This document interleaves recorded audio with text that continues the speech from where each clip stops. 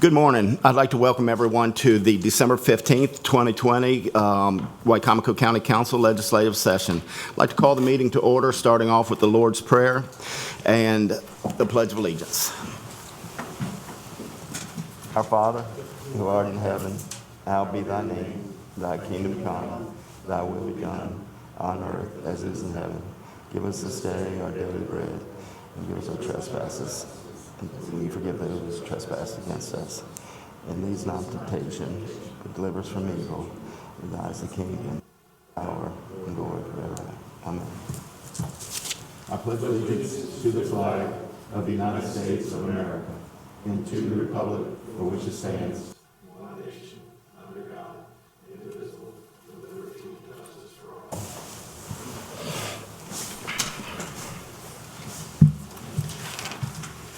I'd like to start off by saying that Councilwoman Nicole Ackley will be participating remotely by Zoom, and you can see her on that screen there. And I think Councilman John Cannon is going to be a few minutes late. Is that correct, Ms. Hurley? That is correct. Okay, thank you.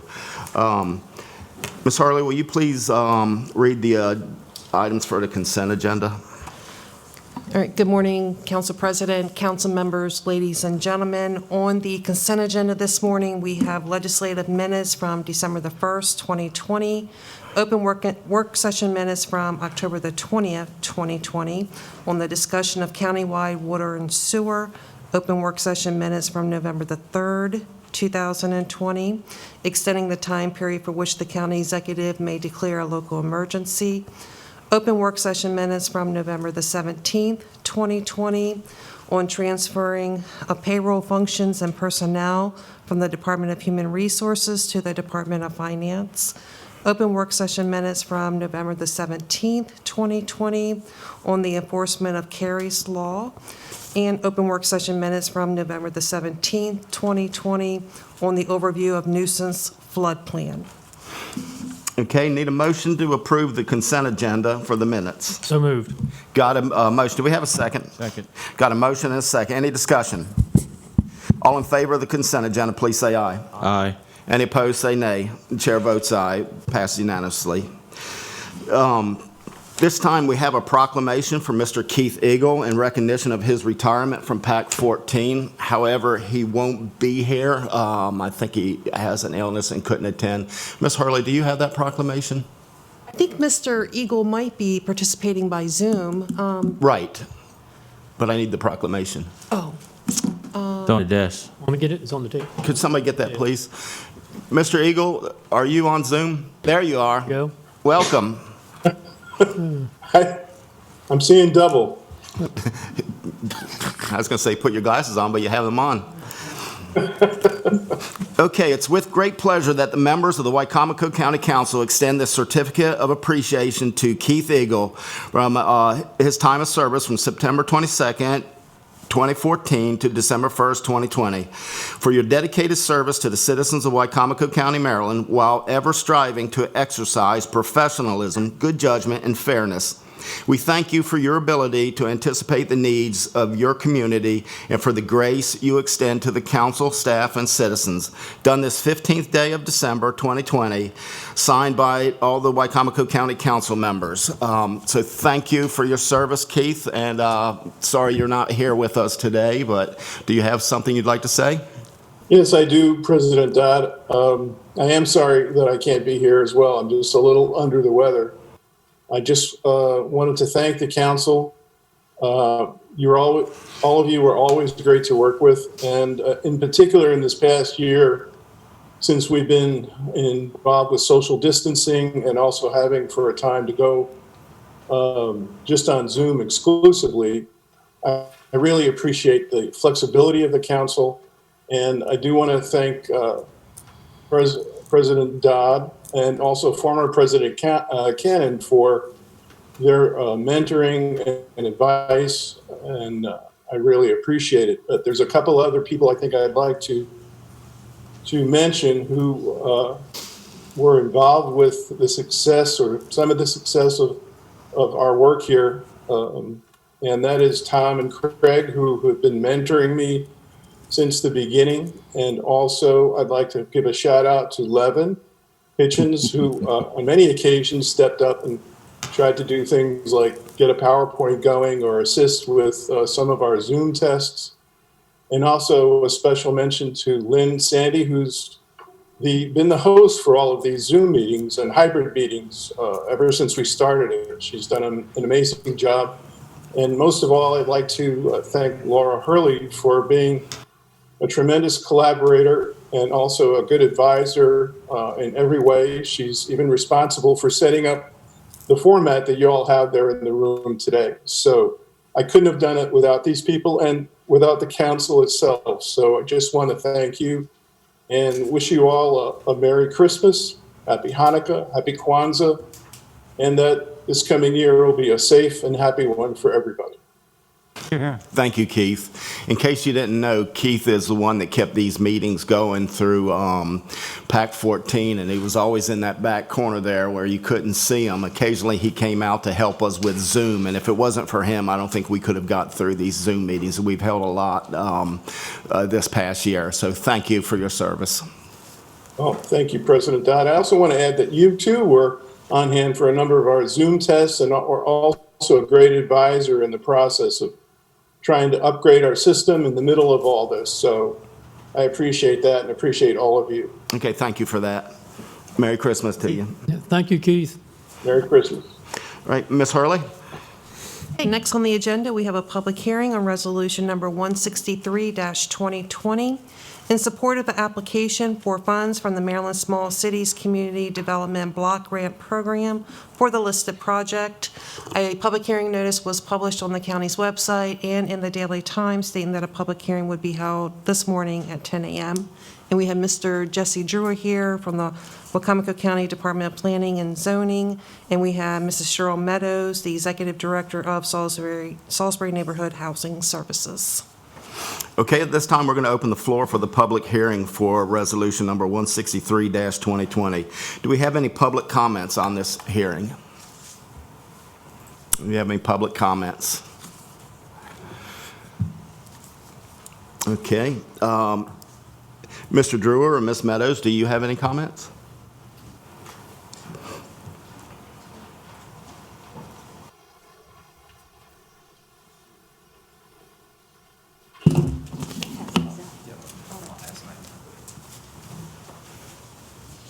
This time, we're going to close the floor to public comments.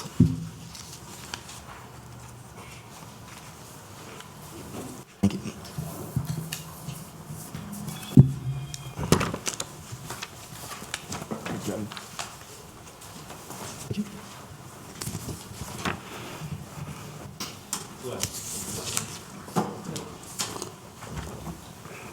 So if you'd introduce yourself and your position. Good morning, council members. I'm Jesse Drewer. I'm a planner with the Department of Planning, Zoning, and Community Development, and I'm specializing here with the Housing and Community Development section. Good morning, Cheryl Meadows, Executive Director with Salisbury Neighborhood Housing Services. All right. This time I need a motion to approve resolution number 163-2020. Got a motion. Do we have a second? Second. Got a second by Councilman Hastings. Any discussion? All right, Mr. Drewer? Well, first off, the first part of this is an update on the project that Cheryl has already started. This has been a continuous grant every 2 years from the Department of Housing and Community Development. This grant, the first one, the update was applied for in 2018, and Wicomico County was awarded $650,000 and was split between two projects.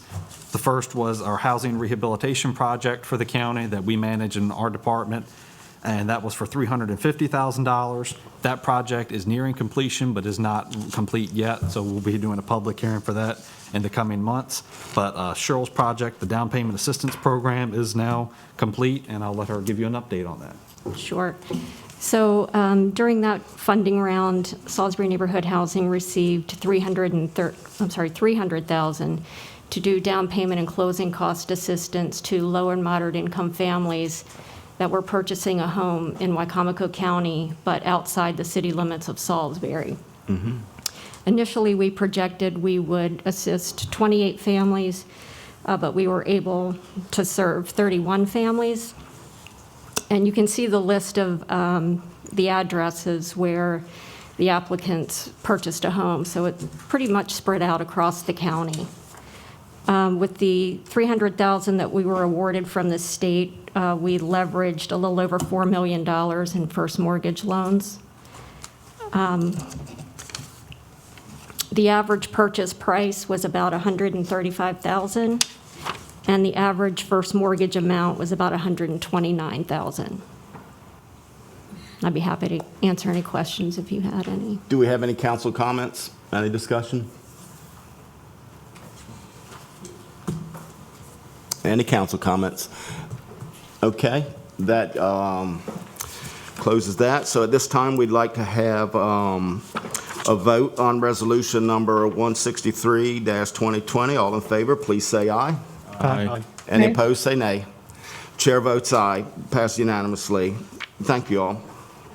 Ms. Hurley?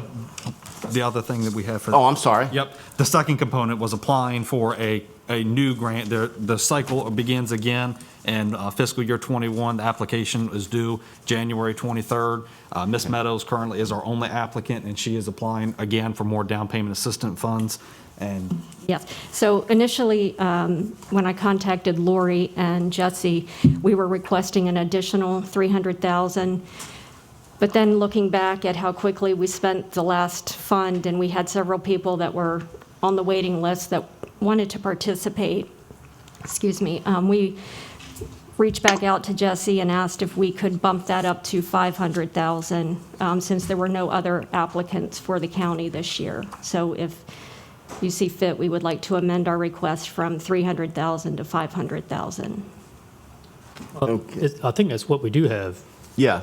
I think we actually just voted on that, I think. That is correct. I went ahead and updated the resolution Okay. prior Thank to you. the meeting. We're one step ahead of you. Thank you. thank you. Thank you all. Ms. Hurley? Next is a public hearing on resolution number 164-2020. This is to amend the 2021 operating and capital budget to add a project, the replacement of scales and scale house facilities and related improvements at the Newland Park landfill, and appropriate for that project $1,436,250 from the unrestricted funds balance of the Solid Waste Enterprise Fund.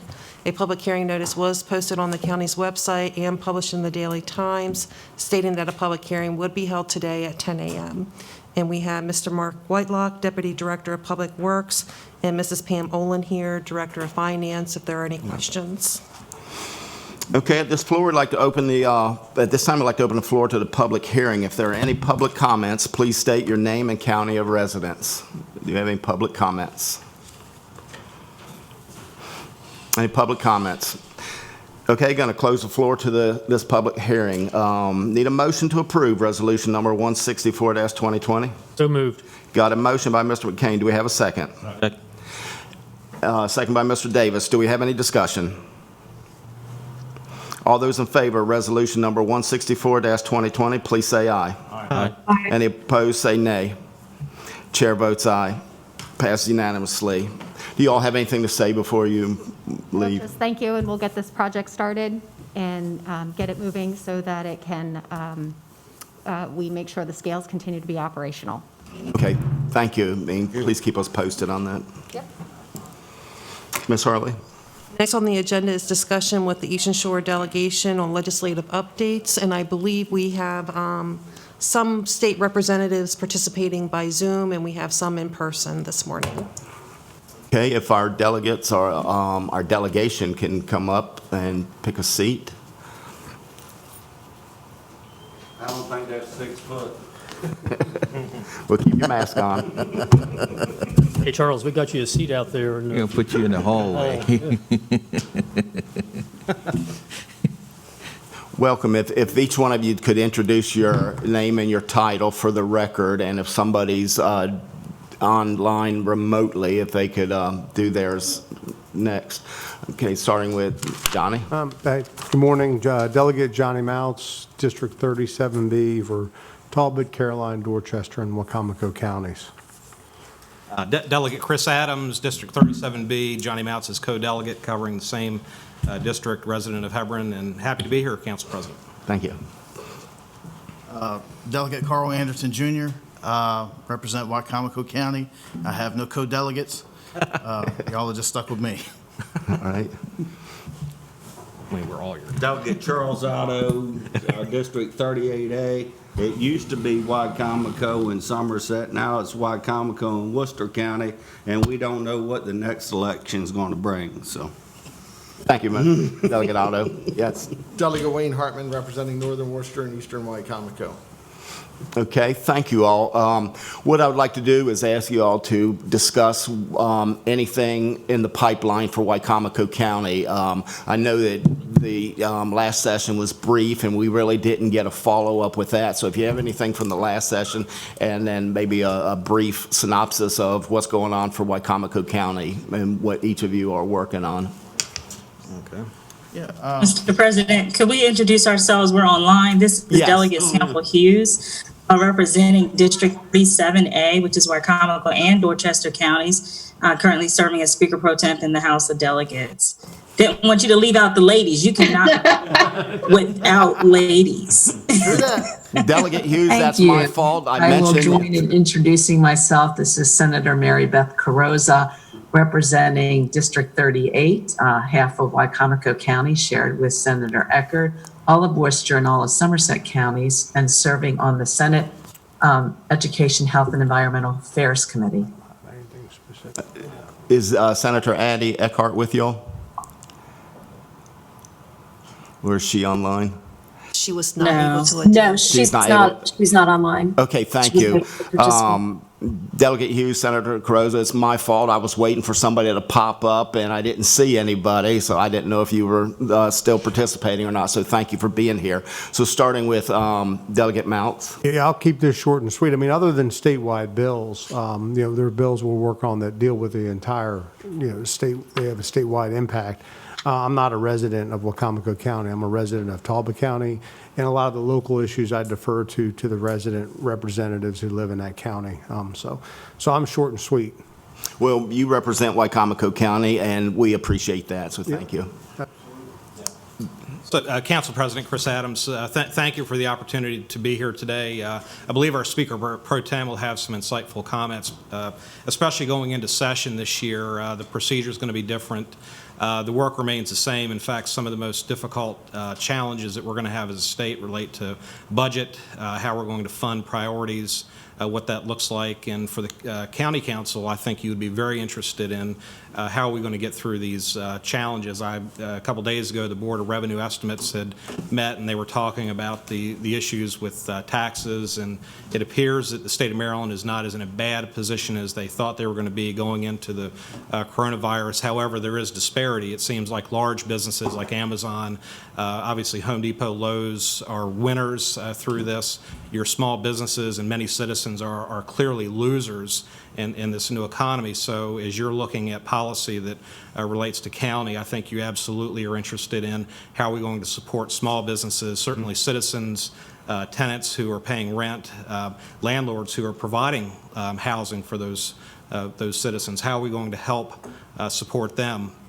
As a member of the House Republican Caucus, I'm chairing a committee that were related to tax policy, economic development policy, and none of those bills are we ready to present yet, but you should know that the House Republican Caucus takes the challenges that we face very seriously. We've split up between education, healthcare, economic development, and many of the priorities that we intend to bring forward relate to tax incentive, tax credits, how are we going to help small businesses and get through this. And my only closing comment on this is I think we need to look at this economic challenge through the lens of the next 3 to 5 years. This is not something that's going to get fixed quickly. It certainly created a lot of damage in a very short period of time, and therefore I think it's going to take some visionary legislation, thoughts about how we're going to support Wicomico County, which is already sort of at a disadvantage when it comes to trying to gain the attention of statewide support for these sort of things. So we look forward to supporting you as you help the citizens of Wicomico County, and I stand ready to support those endeavors as well. Thank you, Delegate Adams. Yes. So As you'll see in this conversation, we have an excellent group of people representing us in Annapolis, everybody with an expertise that I believe is unmatched. And so we're very fortunate to have the group of people we have going to Annapolis. For us, bills pertaining to the county, some of these are specific and some of these are bills that are statewide implications but benefit the county directly. One is highway user revenues. We had that bill through the Senate over in the House last year, and what that bill does is it extends the increase that the county has received out into the future. Actually, it takes the limit off and it pushes it indefinitely. So we're hopeful to get that through both chambers. That was coronated, if you will, because of the shortening of session. Then another one is, of course, the disparity grant legislation. That bill was passed both chambers. The governor vetoed it as he vetoed every piece of legislation with a fiscal note, because at that time we were looking at about a $1.5 billion shortfall. That number has dramatically decreased. And I'm thankful to everybody in the state for doing their part to help that number decrease. So I'm hopeful that that bill will be veto overridden and just go right into effect. If not, we have it ready to resubmit as passed. That's very important. That's millions of dollars for the county each year. Then there was a bill that passed the House last year and got held up in the Senate again. It dealt with transportation for students from the county. A lot of transient students had to take different methods of transportation. We had a letter of support from the council last year on this legislation. That has been turned into a statewide bill.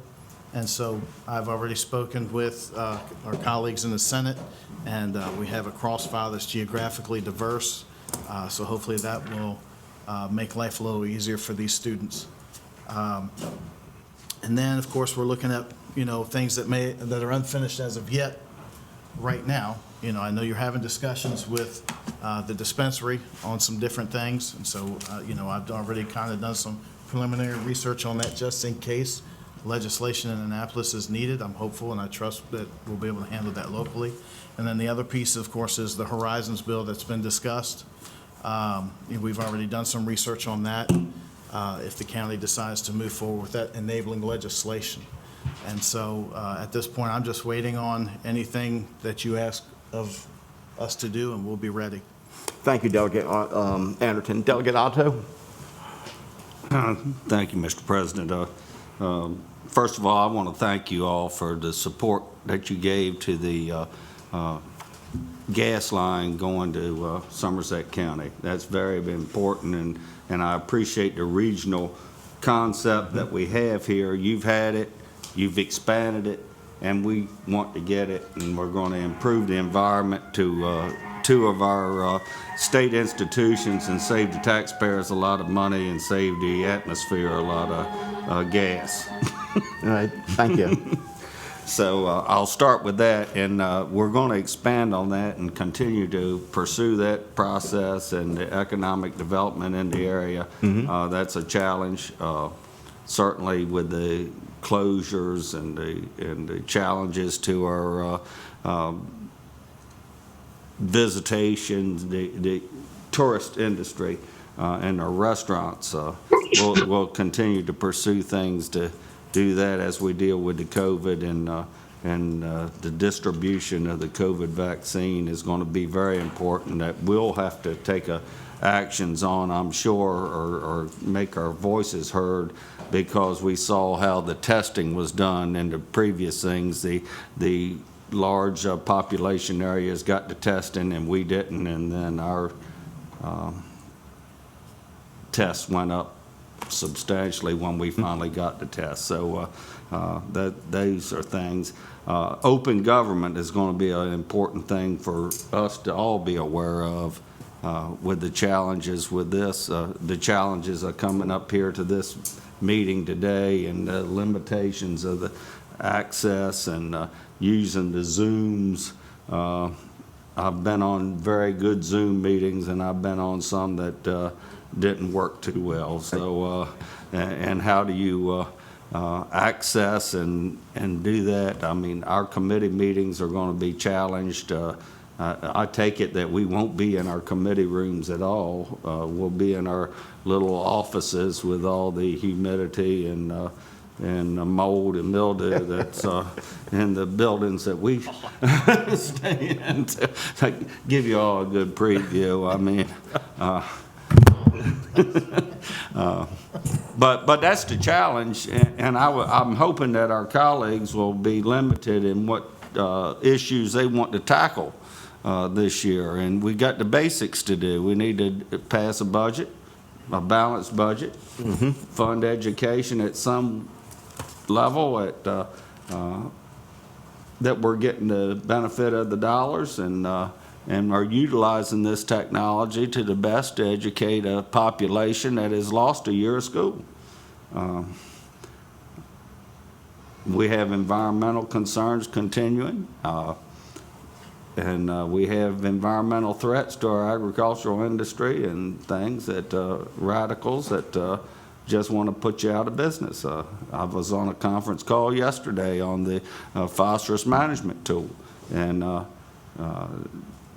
the committee voted not to delay for a year, which was the secretary and the governor certainly had full authority to do, and you would think they would consider that, given the travel. If you can't go to a restaurant and eat, why do you want to haul chicken manure 200 miles? I mean, where's the equity here? And those are the issues we're going to face, and just like you do in the county. And we do want to secure the county and highway user revenues. My colleague mentioned, you know, the transportation fund has took a tremendous hit, but apparently mass transit doesn't want to take any hit.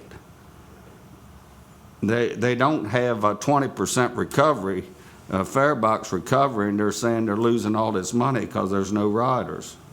So we have our challenges with that as well. So Thank you, Delegate Otto. Delegate Hartman. Thank you, and thanks for the opportunity to be here. Sorry to have my back to. I got your back.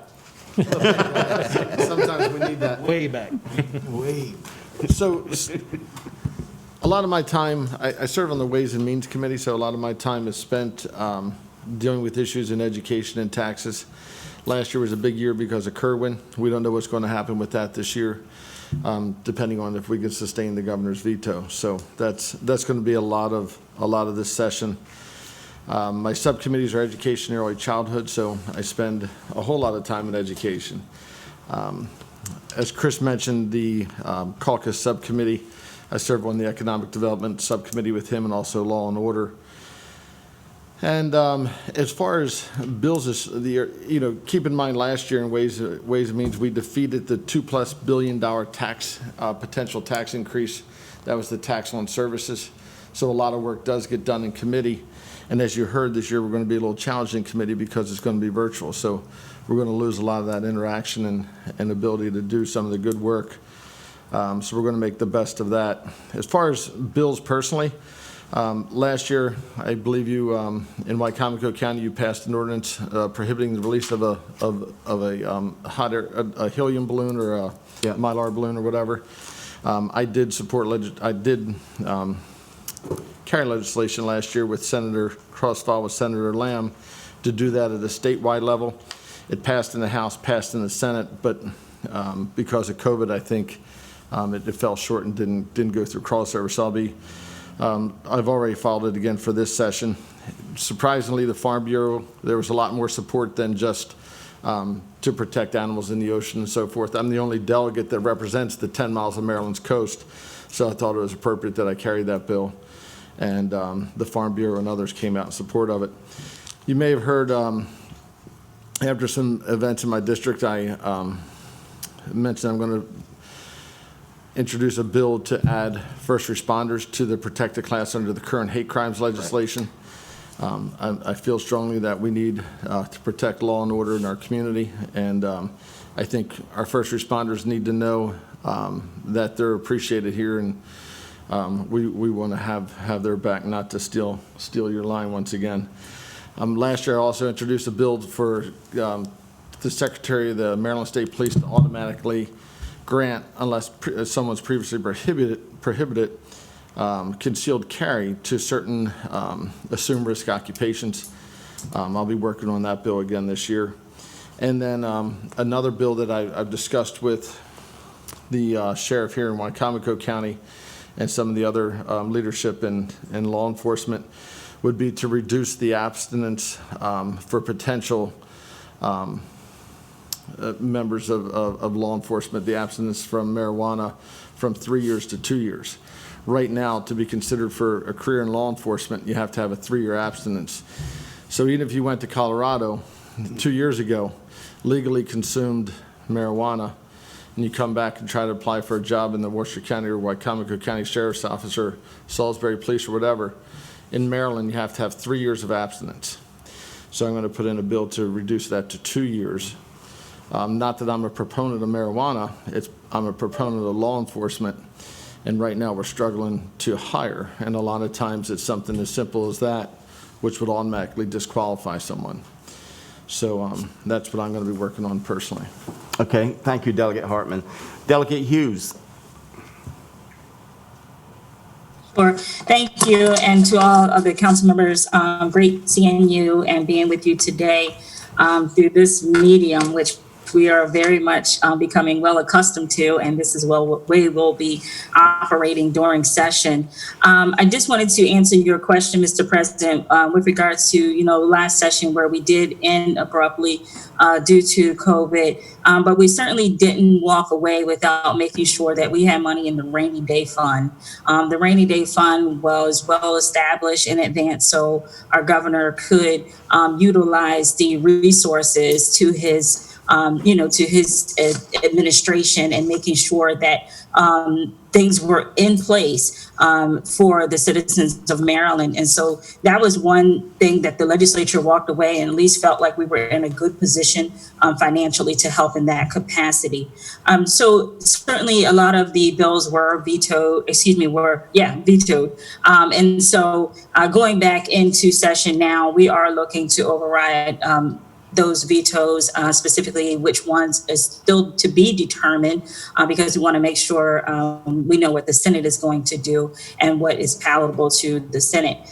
So with that being said, just the mere preparation of session has been an undertaking in and of itself. Yesterday, I was in the House building, wanted to look at the annex. So our members in the House would be divided between the chamber and an annex, which is actually the House of Delegates building on the first floor, and just really trying to get familiarized with it. Each one of our members will be separated at their own desk with plexiglass, and also have a specific area where they'll be able to speak from when they have to speak on amendments. So the speaker will take care of the chamber, and I'll be over in the annex. I did see that I have quite a few of my Eastern Shore colleagues over there in the annex, so we should have a good Eastern Shore time trying to work on those and getting things done.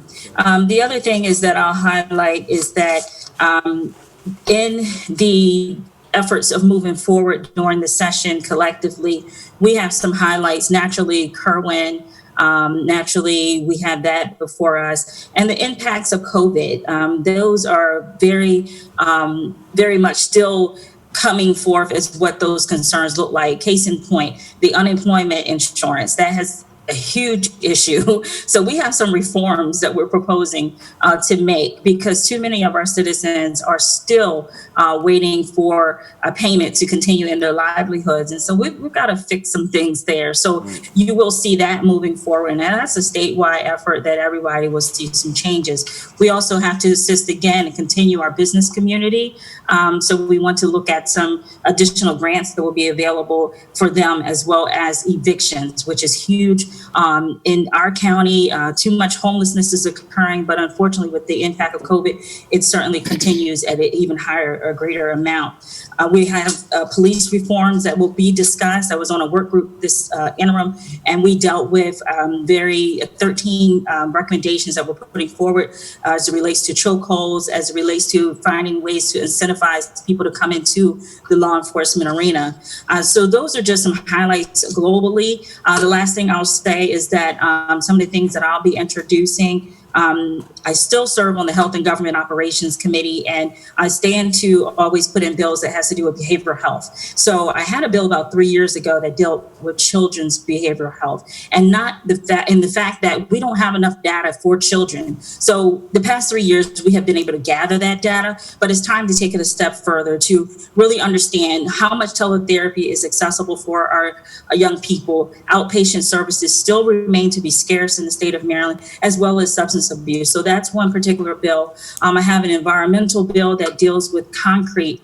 I introduced it late last year, but we are going to reintroduce that this year, that deals with a lot of our schools are certainly naturally being built, but we have to also have environmentally friendly concrete that can help offset the costs and expenses to that end. So that is something that I'm looking forward to do, among some other things. But moreover, we want to ensure that we get through a session safely and then make sure that our members are able to go home after session to their family safe and healthy. So, but any questions throughout this session, feel free to ask by way of communicating with us as legislators. We will have all of our meetings, committee meetings via Zoom, but we will also have our sessions streamed live for the public to see, and then certainly to weigh in as needed as they do see fit. So to that end, I'm certainly ready to participate and help in any capacity.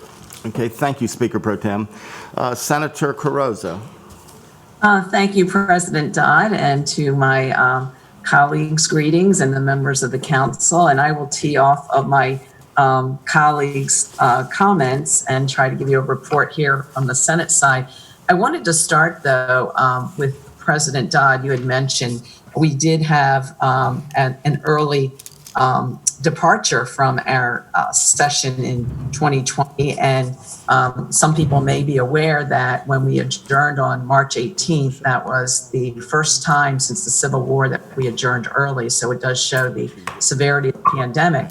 And the reason I wanted to bring that up is what we all did as a delegation is we returned, hastily packed our offices up and returned to our home districts to start working and helping our constituents. So my remarks will start with, the fact that we have been focused on helping our constituents, working with you on helping them through if they were closed down, if they had healthcare issues, where to direct them, if they, when we were at the point where we could help businesses reopen, the phases, make sure we have the protocols in place. And that really demanded a lot of one-on-one individual constituent assistance that continues to this day, including those that we are continuing to help that are owed their back unemployment pay. So I thought it was important that the council know that all of that constituent service and work continues as we prepare for an unprecedented session. And I was glad to hear Speaker Pro Tem talk about the fact that we will have a different setup. In the Senate, we will be doing our hearings from our offices, so we'll be holding the virtual hearings. However, we did insist on any voting will be done in person in committee and in person on the chamber floors, which I think is very important when it comes to our short priorities. I wanted to note that I'm planning to use my position on the Senate Health, Education, and Environmental Affairs Committee, my position on the Bipartisan Small Business Work Group, and my new position as the chair of the Senate Republican Policy and Communications Committee to elevate and advocate for our short priorities. And I think what COVID-19 has done is it has forced us as a delegation, as the different groups and caucuses, to really hone in on the priorities that we need to address this session. I will quickly go through them, and each one of them, we could spend a whole forum on them, but it's already been mentioned that top priority will be COVID-19 small business recovery, especially trying to help our small businesses with civil immunity protections. It was mentioned by Delegate Sample Hughes and others, the relief on the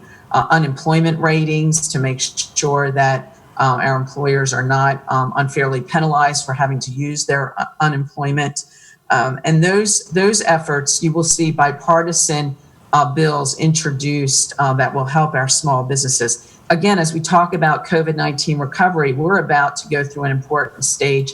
Several of us have been briefed, and I understand the governor will be briefing today on the vaccine rollout. And of course, we'll be working with our Title Health, since those who will be vaccinated will be our healthcare workers first. So there's a whole, again, not legislative related, but a whole effort for coordination with our delegation and with our partners here on the shore.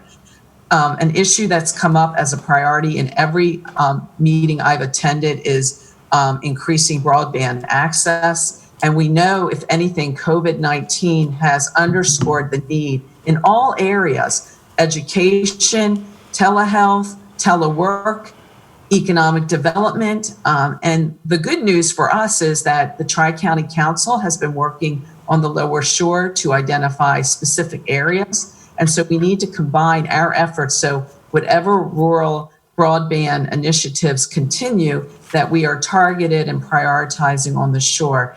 There's a fundamental issue that I call fairness in budgeting. And we have to keep in mind that the one constitutional responsibility that we have as members of the Maryland General Assembly is to pass a balanced budget.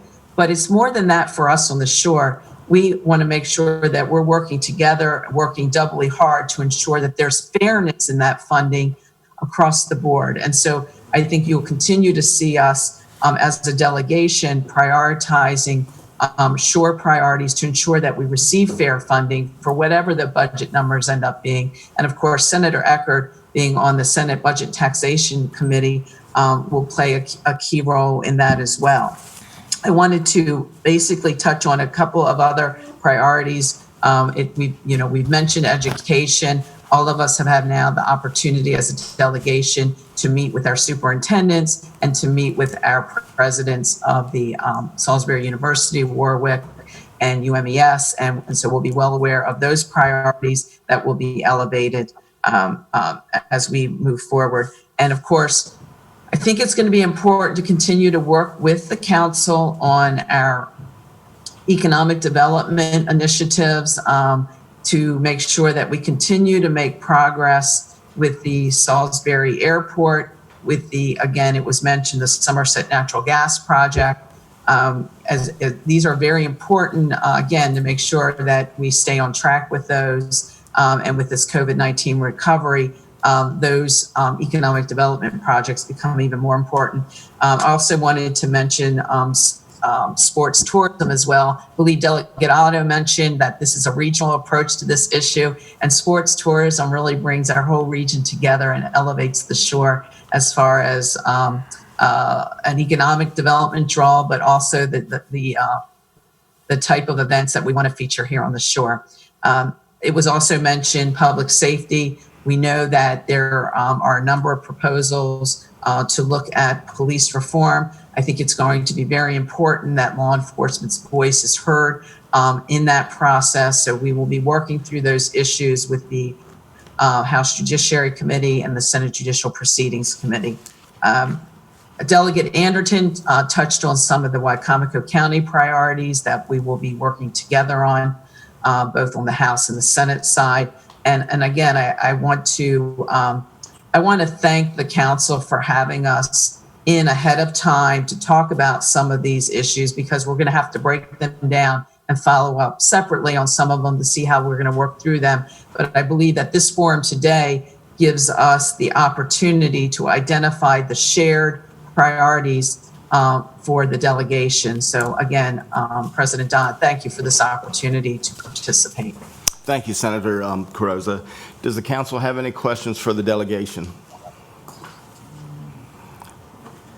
I will. Councilman Davis. First, I want to commend Delegate Otto and President Craig Mathias from Somerset. I listened on that meeting, and you guys gave an excellent speech. You all know Otto, he's short and sweet, and he's right to the point. And it was, I think, between you and Craig, I think that was really pushed it over the edge. So I commend you guys on that. I think we have 3 major projects in Wicomico. Besides all the things that you guys mentioned about the corona and so forth, we have the airport, we have a civic center, and now with the help of our newest assistant acting county exec, we're now trying to get water and sewer throughout the county. So I wonder if there's any help that we can get from the state to help move these 3 projects along. Excellent question. Can anyone answer that? Delegate Anderton. Sure. I think, once we see the plans that are in place, then we'll know which direction to travel, whether that's the governor's office for budgetary consideration, or if it's something legislatively that needs to be done. But, we'll follow your lead. So you give us what we need to go to Annapolis, and we'll take it up there and we'll find some answers. I think we've had success in getting funding. We got $1 million for the Civic Center upgrades a few years ago through the Board of Public Works. That was for the new seats and everything, the new lights, the ceiling changes and all that. So I think we had success doing that. We can be successful again doing that. As for the other items, I applaud you for looking at countywide water and sewer. I mean, it's decades overdue. So I think it's tremendous, and whatever grants are available, whatever programs are available through MDE or MES or any department through the state, or federal government, we'll do our best to see what we can get a hold of. So just let me know. Thank you, Delegate. Delegate Adams. Yeah, just real quick, and Councilman Davis, a couple of points that I think you were raising that are very critical from my perspective as a citizen from Wicomico County. Water and sewer, first off, just for example, Hudson Heights, which is on the east side of Salisbury, multiple homes where when there's a failure of a septic system, the inability to frankly be able to put in a new septic system that can reasonably work. So that's just one example that I'm familiar with.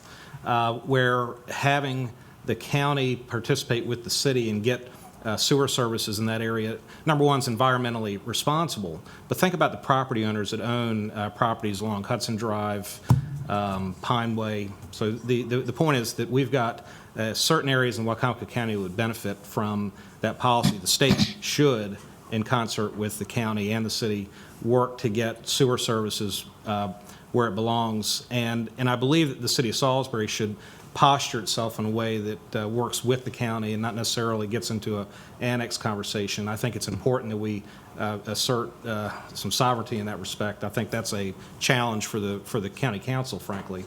The other point that I would make to you, the airport, I worked with Senator Eckhart to get the tax credit for the airport for aircraft services. So parts were tax exempt from that work. The reason why that bill was passed, in no small part, was to bring large carriers to Salisbury to do the work in Salisbury. So a lot of that groundwork's in place, and the opportunity now exists for Salisbury, Wicomico Economic Development and the airport to lead on those sort of priorities to bring what was promised us, economic development in that respect. So, the idea that you're leading a conversation about that is very important, and I appreciate the tenor for what you're bringing it. Thank you, Delegate Adams. Does anyone else from the delegation want to respond? I'd like to add something if Senator. I could, President Dodd. First of all, that's an excellent question. And the point that Delegate Anderton made about some of these issues that we've been working, it does not require us to be in session. We've been working these issues from a non-legislative standpoint. And I would encourage us to continue to work as many of these issues from a non-legislative standpoint as possible. So kind of breaking down the specifics, finding out where we need to be and which departments and agencies, following up there, working with the governor's office. That's how we'll continue to work with you. If we need to look at legislation or in the budget process, moving through the legislative process, we will take that action as well. I also wanted to just add on when the Council Davis Councilman's questions reminded me of what we sometimes need to do without legislation, and Delegate Otto references it as well. When we look at the Eastern Shore, and I will say the Maryland poultry industry, many of the issues in order for the industry to continue to be successful, it actually means fending off legislation that could hurt the industry. And so I think we have to keep in mind that, if you look at Congressional District 1 in Maryland, the chicken industry generates $2.75 billion in total economic activity. So, and that's also, if you take all the jobs combined, you're close to 24,000 jobs. The reason I wanted to bring this up is, when bills come up that impact the poultry industry, there might be issues that we need to address, but they don't necessarily have to be addressed by legislation. And I want to give the Delmarva Chicken Association and the Maryland Department of Environment and the Campbell Foundation credit for what they're doing right now, working on the air monitors on the shore right now. My point being that it's going to be very important for us as members of your delegation working with you, the council, that when these issues come up, to really look at how we can address issues and can we do so without legislation. So again, I thank you for that question. And I also wanted to also underscore the importance of Maryland's chicken industry, not only to the shore, but to the whole state. Thank you, Senator. Any more? Councilman Holloway, you had a question? Yes, And then, I have maybe somebody could address this. When we went through the last recession, we Mr. Holloway, if you can, thank you. They won't give me a hot mic, so. That might be a good thing. Anyway, during the last recession, we've seen a lot of pass downs come back to the county, such as the teachers' pensions. We lost our roads money. We had to raise our piggyback tax. Was there any rumblings last year or anything you see in the future that may cause some heartburn about that happening this year? I don't know if it'll be this year, if I may. Go ahead, Delegate I know Anderson. that there was discussion about some more of the retirees' costs being kind of shared. That never gained any traction, but that conversation's always going to be there. The state, it's just like anybody else. They're always going to look to share the cost with someone else. And so I think the best thing is to just keep an eye across the board, keep our ears to the ground, and make sure that we're pushing on the same direction. You're very lucky you have the Maryland Association of Counties who keeps track of all that.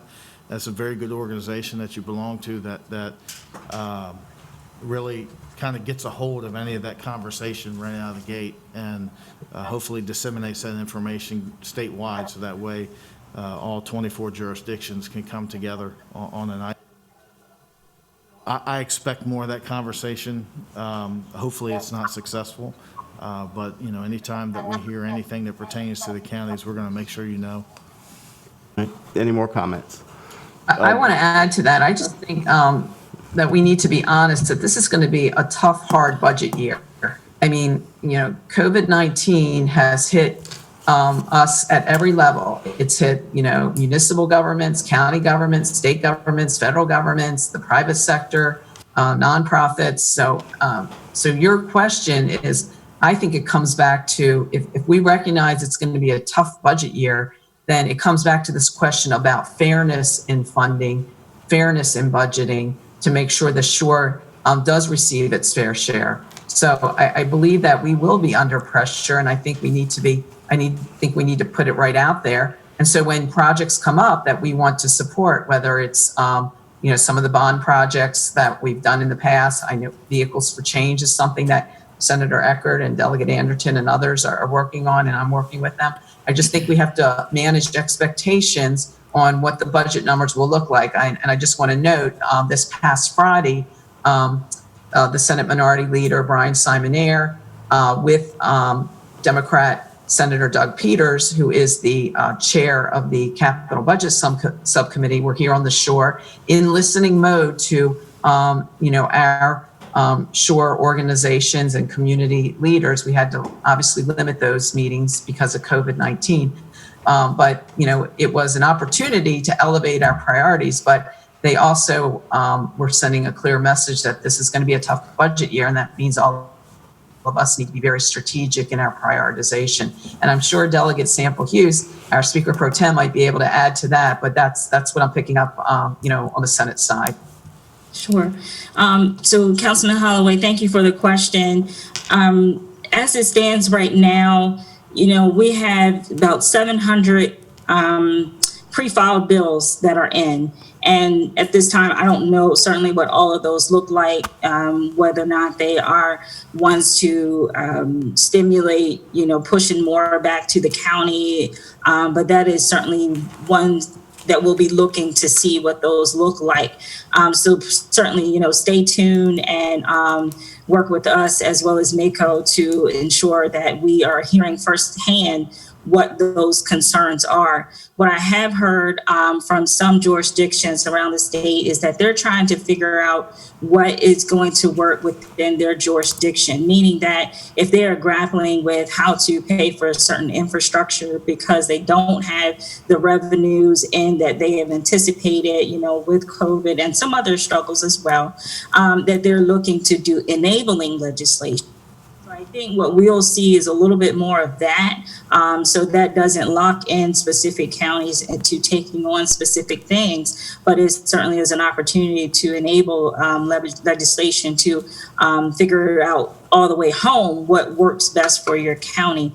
But again, when we get closer into session and get a chance to really look at these bills that are submitted, then I think we need to circle back and have this conversation. Actually, I would appreciate that with the council, probably mid-January, just because I think we need to kind of do a check-in, because the very first day, or excuse me, the second day of session, we're starting our hearings. Which is a little different than what we've done in the past. Usually we'll do a lot of briefings, but all those briefings for the most part have happened during the interim. So that means legislation starts to roll on day 2. And your input again and everyone's will be greatly appreciated as we navigate that. Thank you. Thank you, Speaker Pro Tem. Delegate Mounts. Just quickly, Councilman Holloway, I think your question was, are we concerned about losing anything this session? And I think most people are very concerned. If to switch roles, if we were in your seats, our process is going to be totally different. And the committees, we're going to do a lot of work by Zoom. And I think it behooves all local jurisdictions to double down on paying attention to what's happening. It's going to be very difficult for us to know what's happening in other committees where we don't reside. And to the extent that there are bills coming out of committees that are going to reduce one program or another program, or perhaps change a number of programs, we're going to really need your help this session. And to the negative, we're not going to, it's going to be more difficult to track bills and things like that. On the positive, during session, usually it's very difficult to focus because there's so much going on at one time. And I think by doing this virtually, there's going to be a lot of isolation. So there will be a good opportunity for the council to focus our attention on one or two specific issues sort of as they come up. In the past, in other words, bills would come up on the floor and we'd all of a sudden realize there was something in a bill that, wait a minute, we need to lay the bill over. And hopefully, if we're proactive, we can preempt some of that and be ahead of the game. Now, to the extent that you could flip that around and somehow come out of the session with a benefit, we're going to need direction on how to do that and how to achieve that. And then, as Senator Carrozza mentioned, possibly not by doing a bill, but so everybody's aware of what the consequences of what's pending, how that will affect Wicomico County. Thank you, Delegate Mounts. Councilman McCain. Yeah, I want to come back actually to Councilman Davis's question and expand on that. Another major issue that we deal with here in the Lower Shore and in the 3 counties that you all represent is the challenge in getting septic approvals. I mean, we have a lot of areas in our ag portions of our counties that, they will never be serviced by public sewer. And just getting replacement systems or just an approval on a farm or just a large lot, et cetera, can be a major challenge. And, our soils are different. The state of Maryland sort of has from a regulation and a science standpoint, sort of has a one-size-fits-all. And Obviously, the soils we have in our lower 3 counties in the lower shore is much different than the western shore of Maryland and much different than the upper shore of Maryland, but the standards are the same. So, and I know, I see some of you, particularly that are in the real estate industry and so forth, you've seen this time and time again play out in our lower 3 counties. And, I've always been a big advocate of, we need different standards for the lower shore. And, we have, just for example, most of our soils are clay. They still perk. It just percolates slower, but they won't pass. And then you end up with either very, very expensive mound systems or can't do a system at all. And it just turns into major issues. And all your septic providers out there can tell you time and time again, they can design a system all day long that works perfectly fine, but it's the regulations. So, any help we can get with MDE, and, I've always said we need a different standard to apply to our region.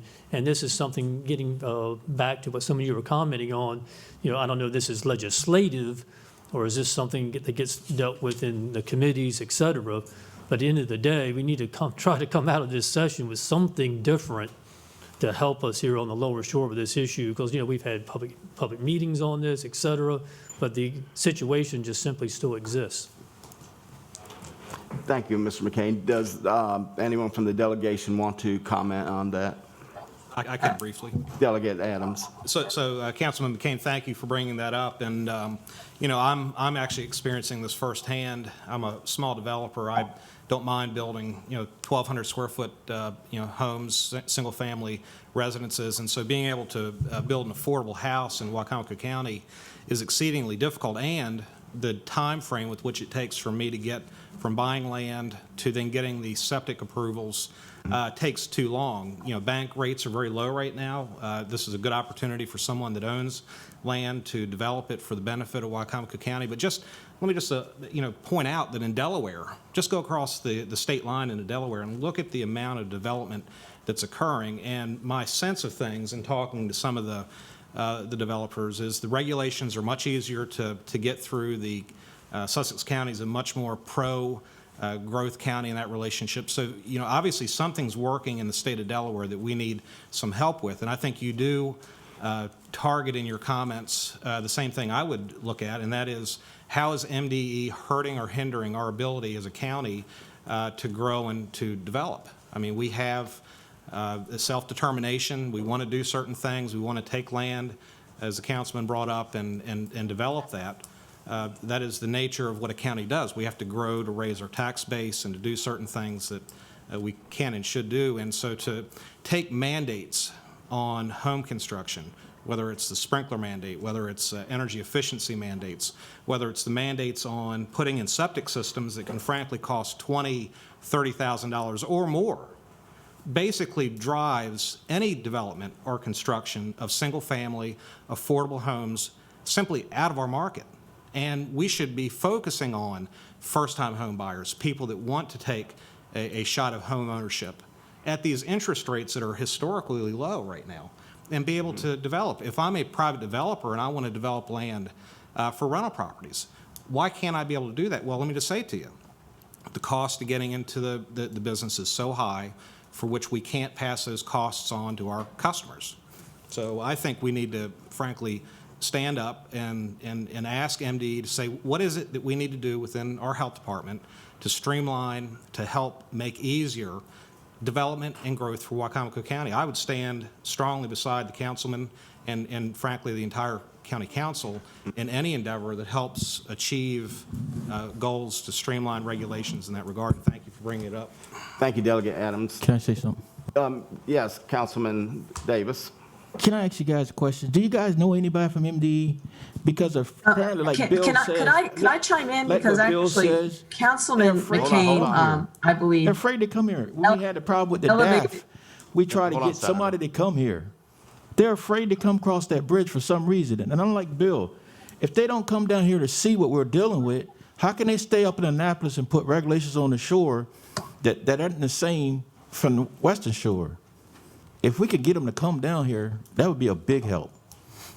Senator Carrizo. The reason I was anxious to jump in, and I apologize, Councilman Davis, but I had an idea that I wanted to offer because I believe Councilman McCain was right to highlight that. What I would like to do, and the point being is that the shore takes a different, we have a different situation here. I would like to invite the Deputy Secretary, Suzanne Dorsey, who actually has come down to the shore on other issues for us, and invite her specifically to meet with you and be shore specific on some of these septic issues. So I would offer to, work with you, Councilman McCain, Councilman Davis, to put that meeting together and try to really narrow in on the specific shore issues that we might be able to address on our septics.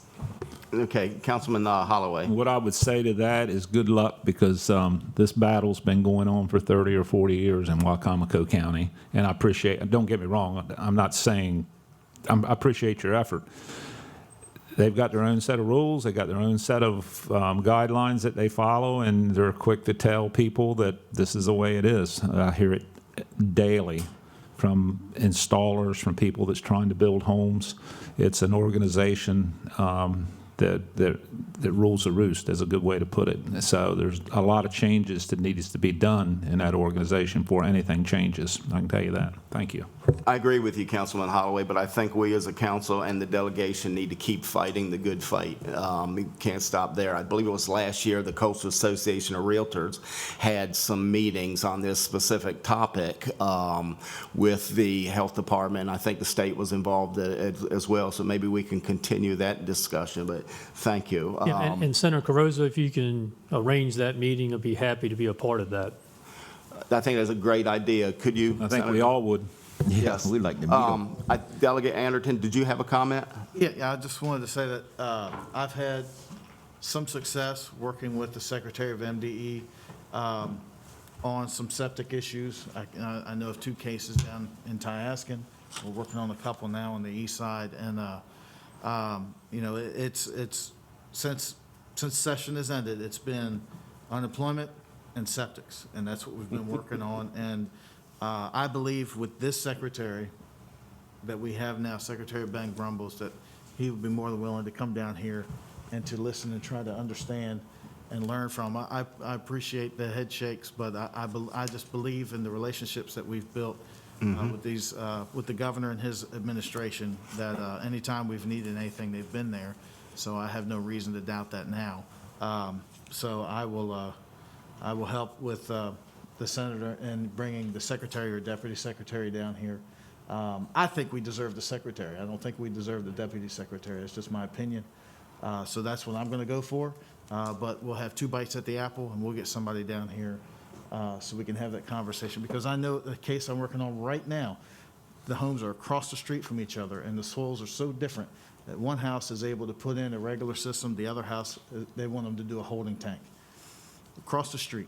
So, it is so varied that, it should definitely be much more localized than a statewide singular regulation. You're absolutely right. Thank you, Delegate Anderton. Sounds like a plan. Do we have any more council comments? First, Mr. President, yes, just real briefly, can we also ensure that our county staff is responsive to the citizens of Wicomico County? Recently got a phone call from another citizen that had difficulty dealing with this since August, to try to get answers from our own county department as it relates to her septic. And so just on last week, we now have some things moving. So let's also be mindful of that. And then, find out what some of the challenges are. And it very well could be the state to the county, or the county to the state, whatever that case may be. So we can look at the issue holistically. I know that this woman who resides right North Delano, I'll just leave it at that. She's been struggling, and her son had to reach out and try to get some assistance. So now things are moving, but she had not heard anything from our own county staff since August. Thank you. Thank you, Delegate. If you would, can you share that information with Ms. Hurley, and maybe we can look at it and help get that project moving? So thank you. Yes, sir. Clarify any miscommunication that is occurring.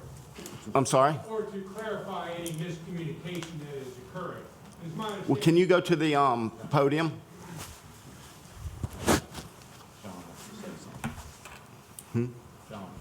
Yeah, no, I got it.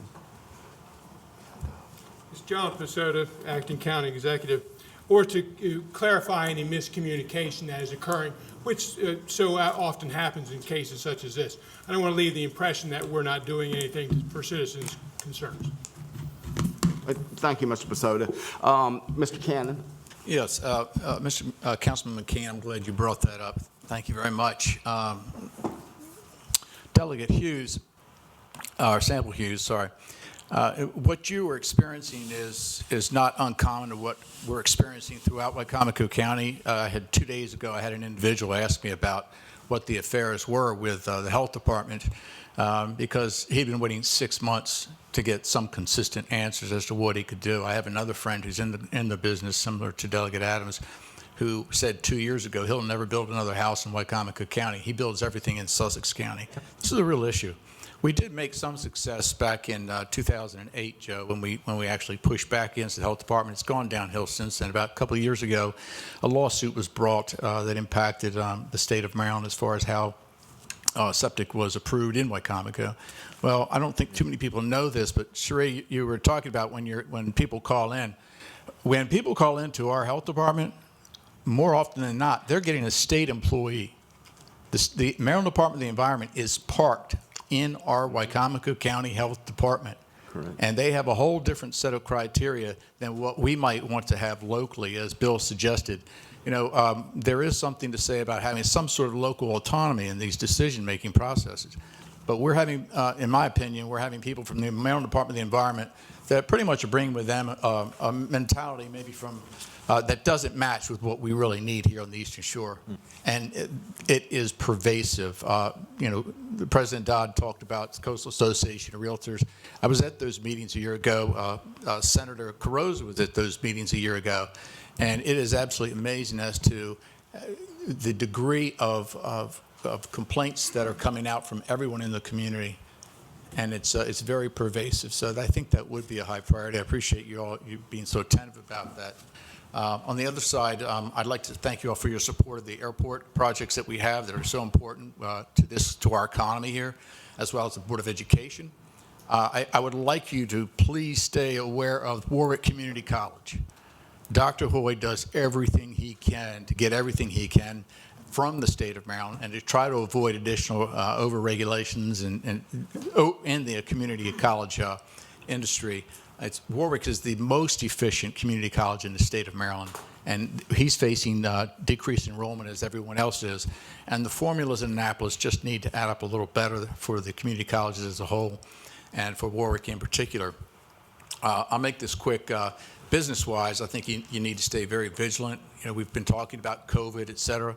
Liability protections are very important for businesses right now, maybe 5 years worth of liability protections. That's very important. I don't know where we could be with this state corporate income tax, but I think that's also important to try to see what we can do. We're trying to compete with Virginia. We're trying to compete with Delaware, and our corporate income tax is way too high. Whether it's family medical leave or it's the unemployment, I think you need to try to stay on top of that if you don't mind. I'm sure you're working very closely with Bill Chambers from the Chamber of Commerce. It's in Annapolis more than he is in Salisbury sometimes. And I'm glad also to see, I'll wrap this up, I'm glad that Senator Carrozza touched on broadband. And I know she's been at the Tri-County Council meetings. I've been at those Tri-County Council meetings. Greg Padgham is doing a great job in trying to bring it to the attention of the state as a whole that this is a regional issue. And of course, COVID, of course, has made that even a greater need. So broadband is a very high priority. It's beginning to come down to the western area here, but we need it, as you know, everywhere really, for where we're being a rural area. And the final thing I would say is we've spent and we're spending quite a bit of money on the study for countywide wastewater treatment authority with GMB, and the study should be wrapping up by, I guess, hopefully within the next few months. But that is going to be a very high priority. We will not be able to accomplish this without some type of state assistance. There's no doubt about it, because it'll be countywide. It's going to be a major undertaking. So keep those things in mind, and I appreciate your attention to that issue as well. So thank you all for being here. Delegate Otto, your district doesn't have any part of Wicomico County in it anymore, is that correct? At this moment, but the next election, we It don't could, know. but I always appreciate the fact that you're at every event I go to, you're there, and I do appreciate that you take the fact that it's an Eastern Shore delegation, so thank you. Thank you. Thank you, Mr. Cannon. Mr. Hastings. Most of my colleagues have already gone over a lot of what I wanted to say. I just want to go over my quick thoughts and then end it with a question. And by the way, I'll also second that on the Delegate Otto is at every event and then some and here in the county. And I think that deserves a lot of attention. I really respect that, and I'm proud to have you there. Quick things. First of all, as a conservationist, I'm always going to care about program open space. As you guys know, this is a dedicated funding source, goes to help family farms as well as our, critical habitat and others. This is a funding source that, as of a couple of years ago, we calculated $1.1 billion had been taken and never paid back. We, of course, want to make sure that doesn't happen again or it doesn't happen in the future. So please hope that you continue to take a look at that. Also, I've already heard early numbers. I'm a guy who cares about natural resources and other parks and other kind of things. There's been a lot of folks that have been out using during COVID, using public parks. And we're talking about damage and wear and tear in the last 9 months to the tune of at least $20 million across our local, county, and state parks. That's a lot of money. This is like 10 years worth of activity in 9 months. So this is going to be an area that we're going to need to address probably sooner than later. I think everyone's talked about the county water and sewer. That's something that we really need to be forward thinking next couple of years. I won't say any more on that. Also on the agricultural side, we're already hearing things like MARBIDCO, the Maryland Agricultural Resource-Based Industries Development Corporation. There's a lot of resources groups like that really, a lot of our local farm communities really depend on these kinds of institutions. And I'm already hearing that they're already getting cut and expected to not be supported in the coming year.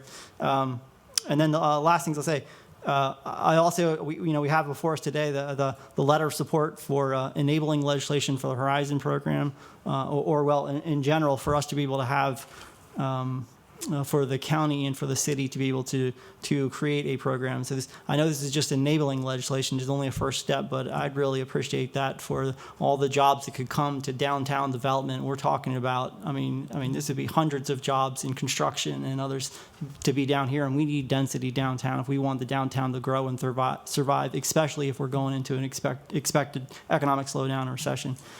My only question here, how will citizens interact with all of you? I've seen the pictures so far. As I mentioned, it looks terrible. You guys, your desks are look like jail cells and all this. How average folks? You see how many people are here in the audience today.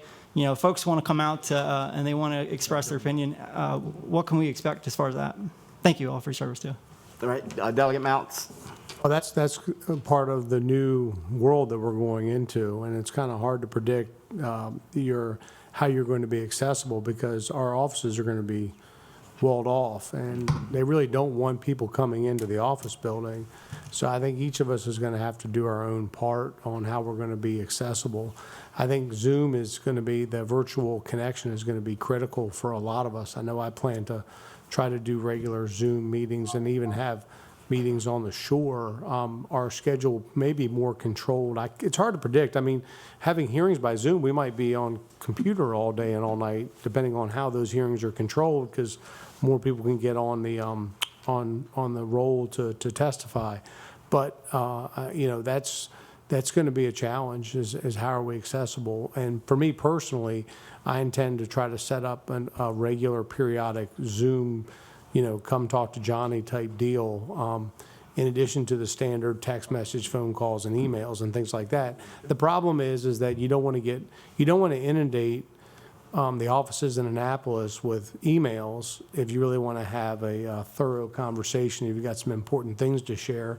And at the same time, you can't have a Zoom meeting if there's one person that is very upset about something, but they want to spend 30 minutes, arguing about it. So we're going to have to learn how to control the dialogue to have meaningful discourse. But But that's going to be a big challenge, and we'll probably need your help in doing that. And there's another way to do it too. I was like flipping things around, but you could flip it around and you could do a quick 15-minute meeting Zoom and invite people to join you for that Zoom meeting and just cap it off at 15 minutes to try to control time.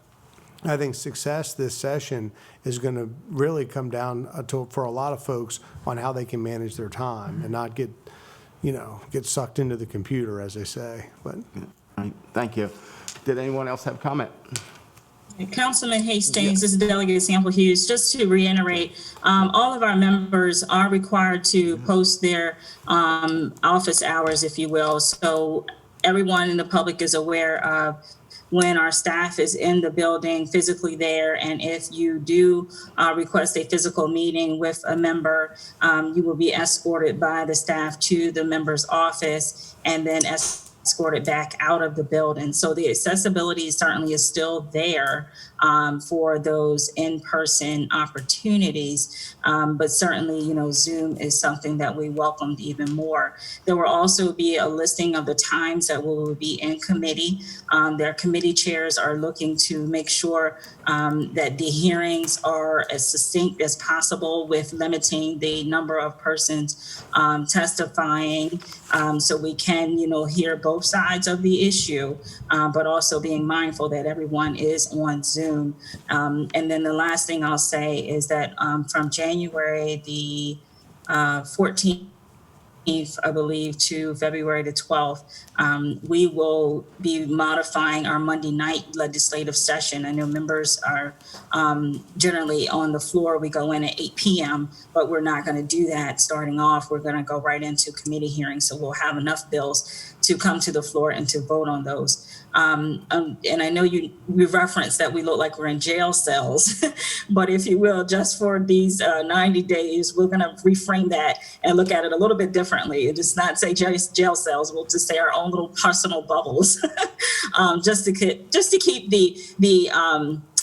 the flavor of positivity up, because we could really look at this whole situation from a dismal perspective, but we have to keep up the morale of our members and try to just look at things a little differently. But we are accessible, to answer your question, and the Eastern Shore delegation meeting is still going to convene at 9 a.m. on Friday mornings, and we certainly welcome your input at that time as well. Will the delegation meetings be Zoomed?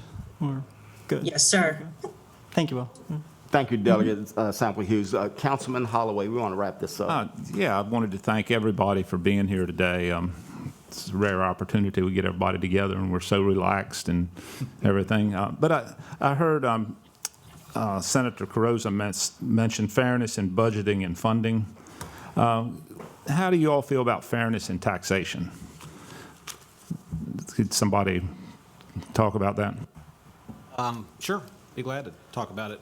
The Augustine Commission back in 2015 and 2016 went through a review of our state, its economic competitiveness with other states, and certainly each county having its own need to be competitive amongst our own counties, but also when you think about it in Wicomico, it's Sussex County. The second year, in 2016, they addressed tax policy.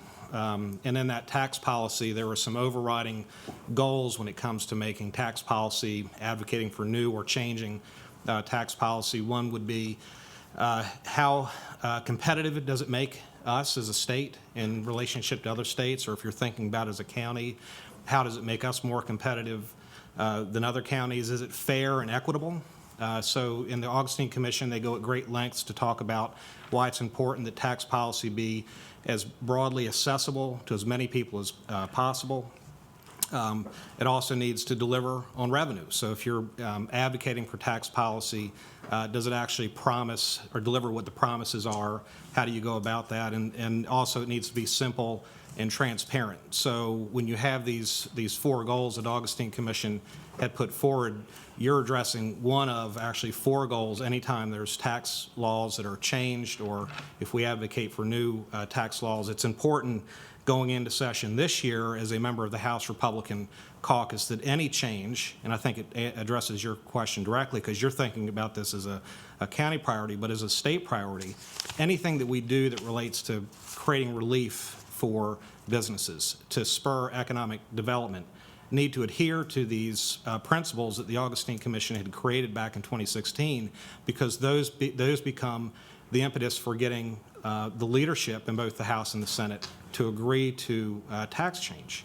So, you know, the idea of having fairness in tax policy is one of the key components to any tax change that we do as a state, city, county, and that's a simple answer. But just know that in a larger scheme, there are other things at play. The Augustine Commission report that dealt with taxes was 132 pages long, and I think it's worth reading each of those 132 pages. I'll be glad to share it with the council. It was written in 2016, but it's as true now as it was then. In fact, more so, because everything that we do as a state is predicated on economic development and prosperity, growth, and helping citizens get jobs, keep jobs, helping developers develop property, helping businesses stay in business, especially our small businesses. We will, as a government, not be able to write a check to every small business and every citizen who's been hurt by the coronavirus. So what can government do, in effect, is help by virtue of taking regulations and making them workable for the business community, but on tax policy, giving us relief, and I say us because I'm a business owner, but giving the citizens and business owners relief where and when we can. That's always going to be good policy, especially in this year. All right, thank you. I do want to thank everyone from our Can I say delegation. I'm sorry? It's Nicole. Can I say Yes, something? go ahead. Go ahead, Ms. Ackley. Okay. I think they're all very good points with looking at small businesses, taxation, our public health issues that we have here. But I just want to be mindful that we have a very vulnerable population that has been affected by COVID, which is our children. And being in front of a computer for 8 to 10 hours a day for the past year is going to further impact us in many ways. And so I was wondering if there's any talks on moving schools forward to reopen. Initially, it was a state mandate, and now it's been somewhat left to the local school system. So how we're going to support them to make that happen. Comments from the delegation? I'll take that. Last week, Senator. a couple of us had the opportunity to be on a Zoom with Governor Hogan.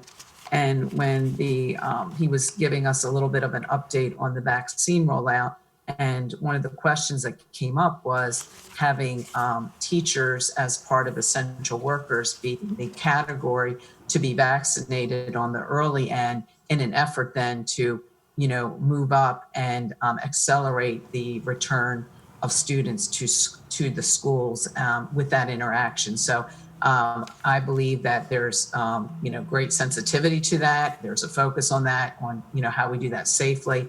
But I do believe that we are hearing from many families, from the families, the parents, the students, the teachers, how can we in a safe way return to school, as quickly as possible. And one way to do that would, again, there's a prioritization with this vaccine rollout with, the healthcare workers and the hospitals and nursing homes as prioritization.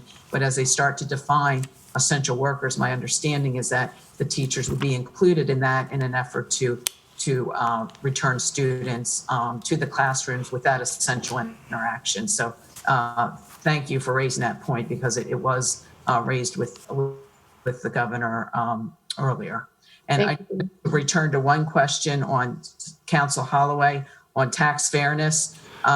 You're absolutely right. As a matter of fact, the governor shared with us on that call that two of the two top issues in his latest polling was COVID-19 recovery and tax fairness, opposing tax increases, particularly in this COVID-19 recovery.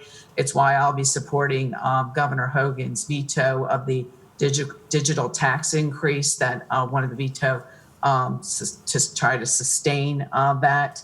And also, we're trying to put some incentives, as Delegate Adams mentioned, whether it's tourism tax credits or incentives for our volunteer firefighters. Again, trying to use the tax code, the tax system, to address some of these priorities, the way COVID-19 has hit our constituency. So thank you for that question as well. Thank you, Senator. Delegate Hartman.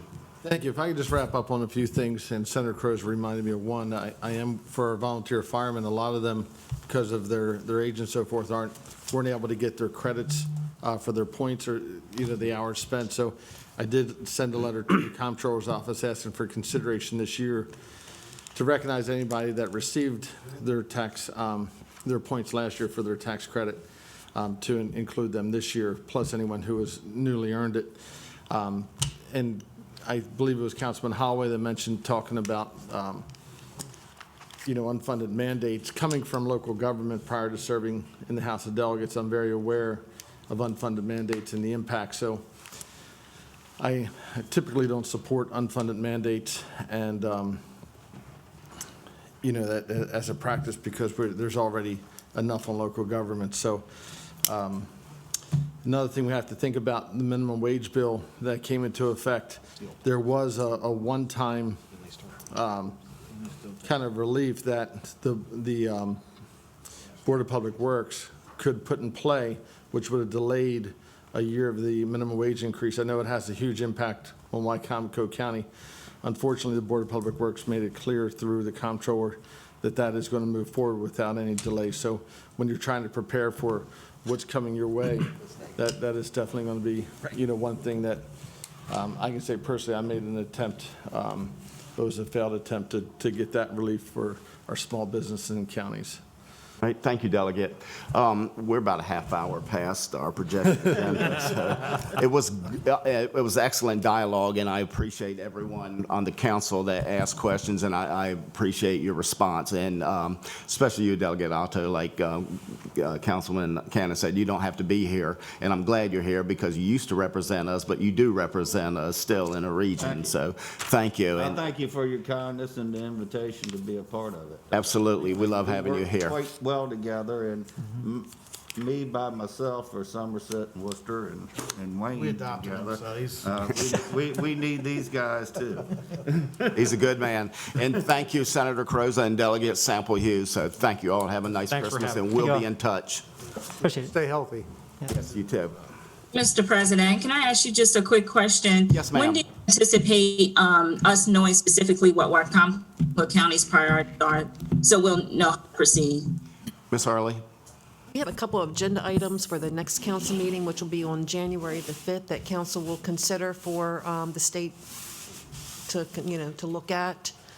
So she would know shortly after January. So we're hoping by January 5th, hopefully. Okay, thank you so All right, much. thank you. Oh, yeah. We're always available to answer your questions and constituents, so our email's available. Yes. Thank you very much. Okay, Ms. Hurley? Next is the submission of the capital improvement budget and program, and we have our acting county executive, Mr. John Pasota, and our director of finance, Pam Olin, here. And there is a short presentation that is going to be shown through Zoom. Okay.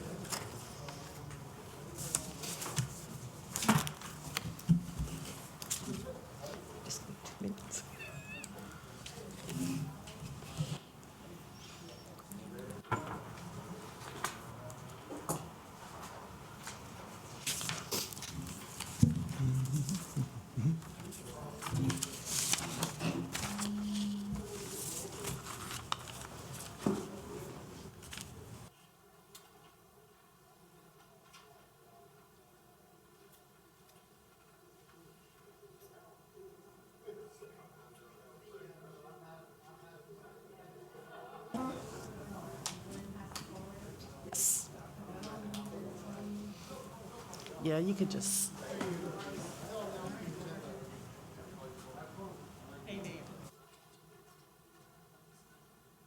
Screen. Oh, okay. Yeah, so you can either shut that and use your handouts. or Okay, it's up to you. that's fine. Okay.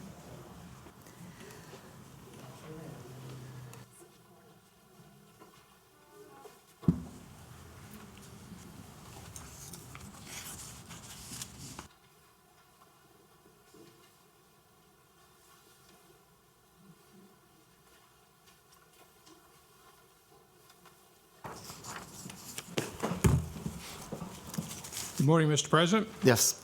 John Pasota, Acting County Executive. I'd like to present Pam Olin to present our FY 22 to 26 capital improvement plan. So I believe, I was going to have them advance to the next screen, but so you have in front of you, you've been provided a copy of the capital improvement plan. This presentation is very similar to what was presented at the public hearing. It gives the definition of what capital is from our charter. It also gives the timeline, and as we move forward, remember, this is a planning document.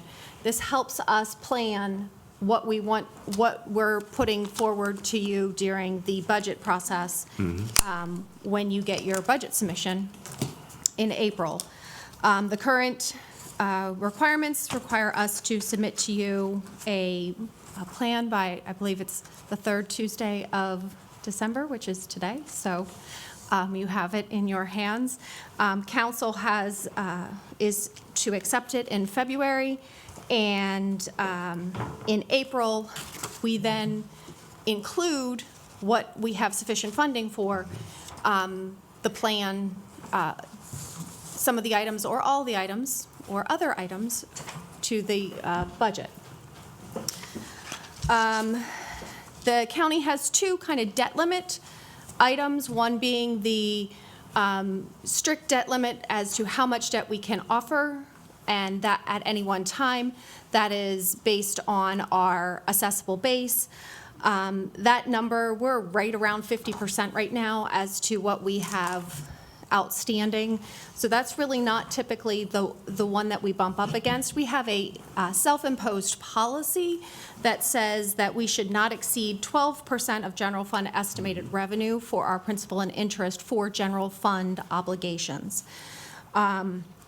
Based on fiscal 21, we're at about 9% as to, and that was kind of that whole conversation we had, I want to say a month or two ago, as to doing that forecast as to how much borrowing capacity do we really have moving forward. I don't know, Lynn? Are you ready? Just say next slide. when you're I'm ready. about 4 slides in. I'm now at the one that says requests for 22, so there we go. Okay. Kind of small up on the screen, but this is the summary page of the CIP. The general fund requests are for $49.3 million, and the enterprise fund requests are for 22.7, almost 22.8 for 22, and then we have the succeeding years after that. Your plan that has been submitted to you has been presented in a slightly different format than has been in the last couple years. Basically, you have a summary schedule that looks just like this one, but then it has one section below it that talks about how we're going to fund all the projects. And then each department, or a couple departments on a tab, have every project that they're looking for listed, as well as then a narrative that describes each project so that you actually kind of know, you don't just have a title. What is the project that we're looking to fund with these monies?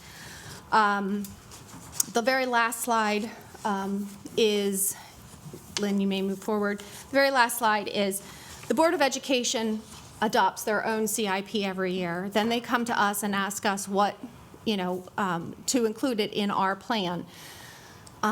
Their main request was that we fund their top 3 items, and their top 3 items are included in this funding request, or in this plan, not request, we're not funding it yet, sorry. Beaver Run, the last payment for that. The next payment for Mardella Middle High School renovation expansion, and the West Side Intermediate roof.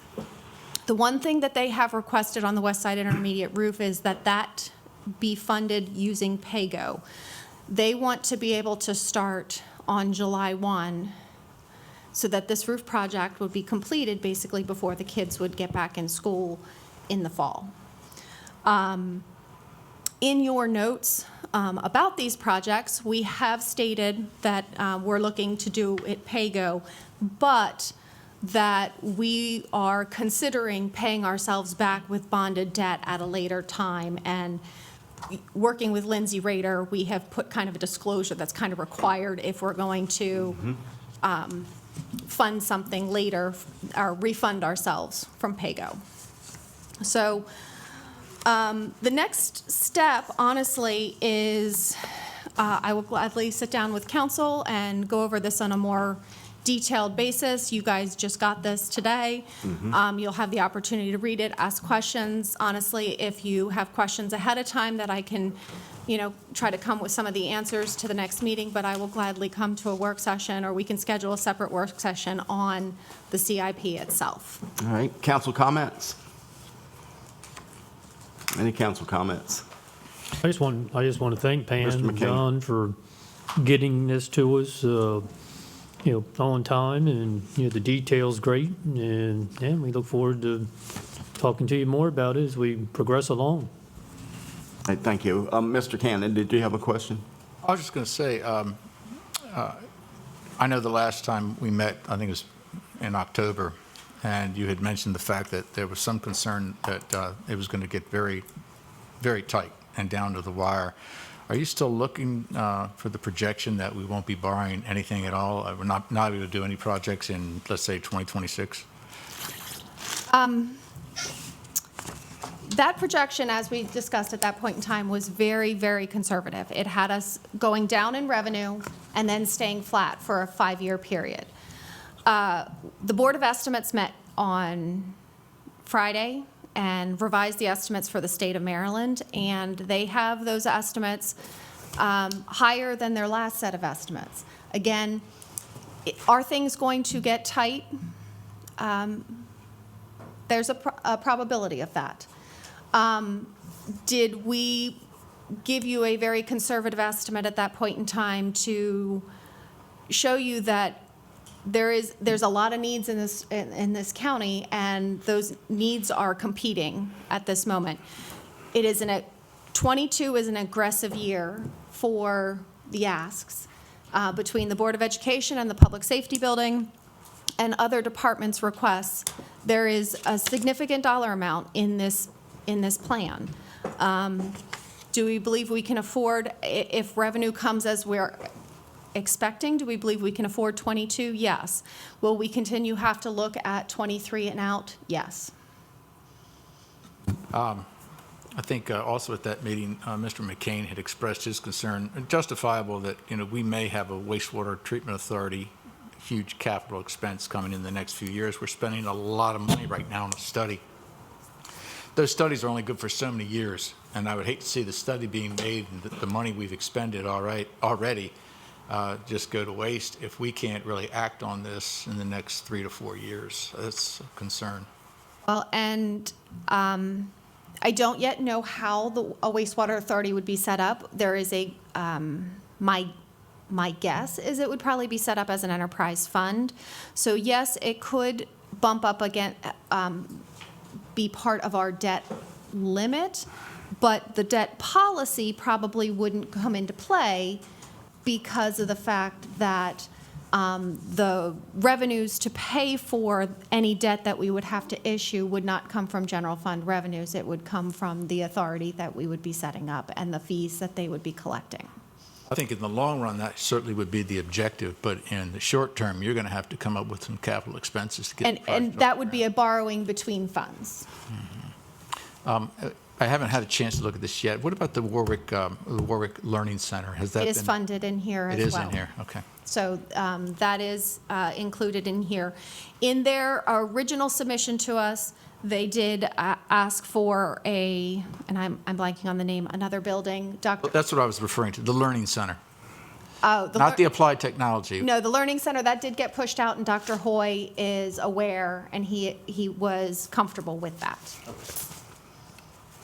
Sorry, I have No, that's okay. names backwards. Mm-hmm. Any more council comments? President Mr. Dodd. Hastings. I have a question. Yes, For Ms. Ms. Ackley. Olin. I just wanted to make sure that these school buildings have gone through the state approval process. I know that was an issue before with allotting funding, and have they all been submitted to the state and approved? The Beaver Run obviously has been in the process, and the roof for West Side is 100% funded by the county. The Mardella is in the process of the back and forth between us and the state as to what funding we would get in what years with them. Okay, all right, thank you. Mr. Hastings? Does the sheriff's office and the emergency services, are these two funds go together, or I'm reading this right now. Well, first of all, I like this. This is much easier to read than previous documents that we've seen. This is actually much easier to understand what's going where and how and when. But I'm trying to get an understanding of later on, obviously, we have a meeting with the sheriff's office and trying to figure out exactly what are we doing about their building and when and where. So the 19.6 listed for the sheriff's office, that is the phase, I think it's being referred to as the phase 1 building, the public safety building that would just house the sheriff's department. That is not the secondary aspect of moving emergency services to that.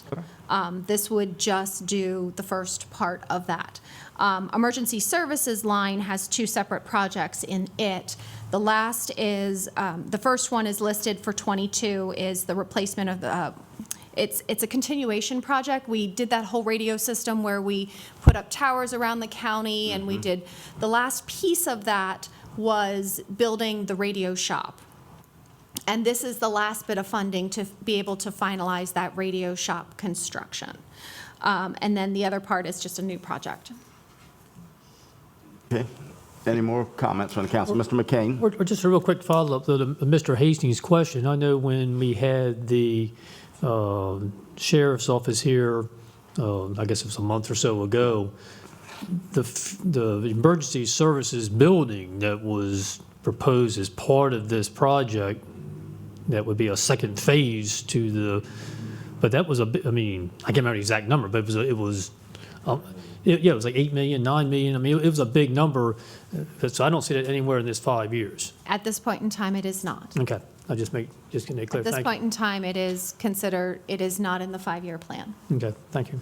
So within the 5 years, is it going to be included? As the cover letter says from John, is that each year when we present this thing, we relook at priorities, we relook at, and things can change in the current year that we're planning for 22 and in the out years based on the necessity of the projects and other projects that are on the list. At this point in time, it is not planned to be in the 5 years, but can that Okay. change? Yes. Okay. All right. Any more comments? All right. I want to thank you all for putting this presentation together, and I want to thank all the council members that went to the CIP hearing. I think it was a nice presentation, and appreciate everything you do. And Pam, you've come a long way learning the finance department in a short period of time, so thank you. Thank you, and I will talk with you later. All right. Mr. President, I just have one Yes, ma'am. comment. Just so the public is aware, the county council is also required to have a public hearing on the CIP, and we are looking to do that next year, sometime in January. So we have to approve this by February. You have to hold the public hearing by February? By February. Yes. Okay. Thank you. All right. Thank you, guys. Ms. Hurley? Okay, next is the submission of several appointments to the Wicomico County Youth Advisory Commission. This commission is to advise the Wicomico County government by providing feedback and recommendations regarding public policies and programs that affect the future of Wicomico County youth and to take leadership in creating meaningful change. Next is the approval of the consent agenda. Ms. Hurley, will you please read the items on the consent agenda? On the consent agenda for the Youth Advisory Commission appointments, we have resolution number 165-2020, appointing Grace Ackley to the Wicomico County Youth Advisory Commission. Resolution number 166-2020, appointing Margaret Harkins to the Wicomico County Youth Advisory Commission. Resolution number 168-2020, appointing Elijah Cockey to the Wicomico County Youth Advisory Commission, Resolution Number 169-2020, appointing Miona Whaley to the Wicomico County Youth Advisory Commission, Resolution Number 170-2020, appointing Aditya Bhaskaran to the Wicomico County Youth Advisory Commission, Resolution Number 171, appointing Lena Wagner to the Wicomico County Youth Advisory Commission. Okay, I need a motion to approve the consent agenda for the appointments to the Youth Advisory Commission. So moved. Second. Got a motion by Mr. McCain, the second by Mr. Holloway. Any discussion? All in favor of the consent agenda, please say aye. Aye. Any opposed, say nay. Chair votes aye, passed unanimously. Ms. Hurley? Next for your consideration is Resolution Number 172-2020. This is providing for the issuance and sale by Wicomico County upon its faith and credit of its general obligation bond anticipation note. All right, need a motion to approve Resolution Number 172-2020. So moved. Got a motion by Mr. Holloway. Do we have a second? Second. A second by Mr. McCain. Any discussion? All in favor of Resolution Number 172-2020, please say aye. Aye. Any opposed, say nay. Chair votes aye. Resolution Number 172-2020 passed unanimously. Ms. Hurley? Next is Resolution Number 173-2020, providing for the issuance and sale by Wicomico County, Maryland, upon its faith and credit of its general obligation installment refunding bond. Need a motion to approve Resolution Number 173-2020. So moved. Got a motion by Mr. McCain. Do we have a second? Second. Second by Mr. Davis. Any discussion? All in favor of Resolution Number 173-2020, please say aye. Aye. Any opposed, say nay. Chair votes aye. Resolution Number 173-2020 passes unanimously. The next item for business is Resolution Number 174-2020, authorizing the acting county executive to accept a grant award from the Maryland Department of Housing and Community Development in an amount up to $115,000 for citizens needing emergency rental assistance. Need a motion to approve Resolution Number 174-2020. So moved. Got a motion by Mr. McCain. Do we have a second? Second. Got a second by Mr. Davis. Any discussion? Is it 215 or 100? Yeah, 115. 115. Okay. Yeah, I think you said 215. And Ms. Hurley, you said this is an addition to a previous grant we accepted? That is correct. On December the 1st, council authorized the exact same grant. The Department of Planning and Zoning just recently got news from the state that they had additional funding and have requested, in an amount up to $115,000. Okay. Any more discussion? I'll be Mr. abstaining. Cannon? I will be abstaining. Okay, thank you, sir. Any more comments? Will also be abstaining. What's that? I will also abstain. Okay, so I have two abstentions. All right, all in favor of Resolution Number 174-2020, please say aye. Aye. Any opposed, say nay. All right, Ms. Hurley, we have two abstentions. It passes. Next is a discussion with the Liquor Control Board on the sale of beer and wine at the liquor dispensaries, and we do have members here from the Liquor Control Board. All right. Mr. Cannon, this is at your request. Can you lead this discussion? Certainly. Dom, are you going to come up? Is there anyone else with you, Don? If y'all would have seats.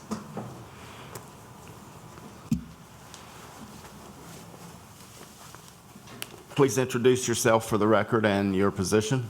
Okay. Get this thing off. You can bring it down and talk. President Dodd and council members, I am Don Ewald. I'm chairman of the Wicomico County Liquor Control Board. And I'm Justin Collis, the general manager. Okay. And we have two more ladies. I'm on the board, Melody Carter. Okay, thank you. I'm Jeanette Taylor. Hi, Jeanette. If you would, go ahead, Mr. Ewald. well, if I may, I'd like to read a statement to the council. We're here at the request to discuss the removal of wine from our inventory. Excuse me. Our board members, Melody Carter, Jeanette Taylor, and our general manager, Justin Collis, after much discussion, we believe that this would not be in the best interest of the taxpayers of Wicomico County. we believe we have a judiciary responsibility to the taxpayers. I'd like to remind the people of Wicomico County that the Wicomico County Liquor Control Board is self-sustaining. Our employees are not county employees. We are responsible for paying our employees, our leases, utilities, and store repairs. We provide our full-time employees with health insurance and retirement program. A reduction in inventory would require a loss of some employees. I think you would agree this is not a good time to lose your job. Since 2008, the Wicomico County Liquor Control Board has provided the county with over $7 million. And this year's our contribution is $899,600. Hopefully these dollars have helped with housing projects, the nursing home, or other county projects. I would like to remind the council that there are many stores in this county that sell wine, such as Wine Rack, Acme, Royal Farm Stores, and therefore our customers want us to continue selling wine. Okay. We'll take any questions. Any questions or comments from the council? Mr. Hastings? Yeah, when this was first brought up, again, there was a question of whether it was beer, and in fact, it says it on our agenda, discussion of liquor control with sale of beer and wine, and you do not sell beer, correct? We, in 2008, we stopped selling beer as an agreement with the council to try to prevent hurting some retailers. And what, as far as wine, do you? It's been a while since I bought a bottle of wine there, but I'm sorry. It's been a while since I bought a bottle of wine there, but I do know that is this you don't have a wide selection, right? It's not like a how large is this wine selection? We have it's a selection. It's not as wide as the Wine Rack or Acme or Cheers or one of these other stores. And last question on this, from my own understanding, what other items do you sell? I guess it's incumbent upon you to be able to bring in as much revenue as possible for the county, which is always very helpful. And nearly $900,000 is a lot of money. What else do you sell?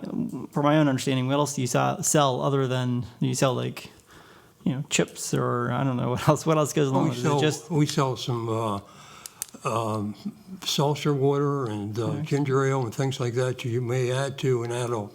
It's only for either you're only selling liquor, certain wine, and then things that go with your alcoholic drinks. Correct?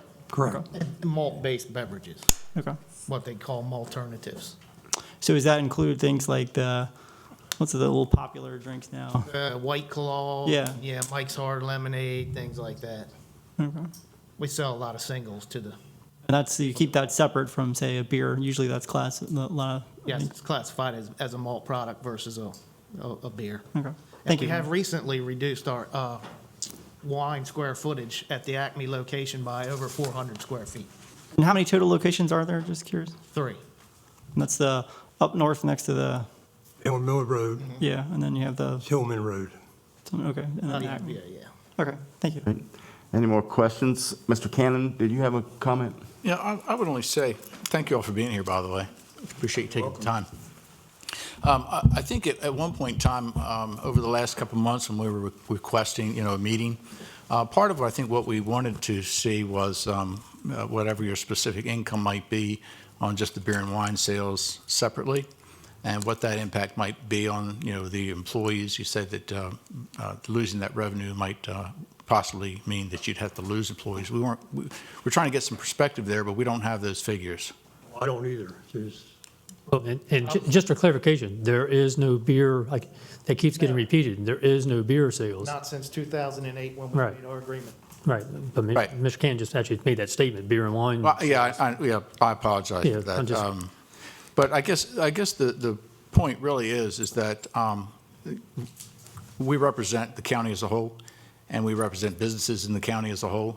And you're more than familiar, Justin and Don, I know you all are very familiar with the years and years and years of issues as far as the council considering whether or not we should be in the liquor business as a whole, over and above wine and everything else. There's a lot of pushback from people that really certainly don't feel as if the government should be in the business and competing with public enterprise. And I of course would have to say I understand that, and I would advocate for that. But without getting ahead of ourselves, the reason we brought this up was simply because we were also getting complaints from businesses saying anything we can do, especially in this environment where businesses are under so many more pressures due to the COVID issues, anything would be a good relief. And it's somewhat of an unfair advantage, I think, for local government to be competing with any stores on wine sales. We all know that the dispensary isn't required to pay income taxes on local income taxes on their revenue, which is somewhat of an unfair competitive advantage over those industries that are out there. They also have employees as well who they'd like to maybe bring in another employee or two. Maybe they haven't hired another employee because of the restrictions of their revenue. So that's really the way it is. There's no, I don't really want to create any contentious issue. I just think that, it's a very well-known concern that local businesses in Wicomico County really don't want to compete with the government. So that's the premise. It's nothing personal. I don't know how to answer that because we've heard it for many years now. And this was set up years ago, apparently, by the residents of Wicomico County. Sure. That's right after Prohibition. And, the argument maybe was that they didn't want a liquor store on every corner. And anyhow, in addition to our 3 stores, there is 3 other licenses out there. One is on Square, and Justin, help me, where are the other 2? One was in last call, but I believe that license has been purchased by someone else. And you have one down at Booney's, I believe. Yeah. Now, the understanding is those licenses must be in a store adjacent to a restaurant. There must be a restaurant attached to this store. So, and this was set up by Delegate Conway years ago and put into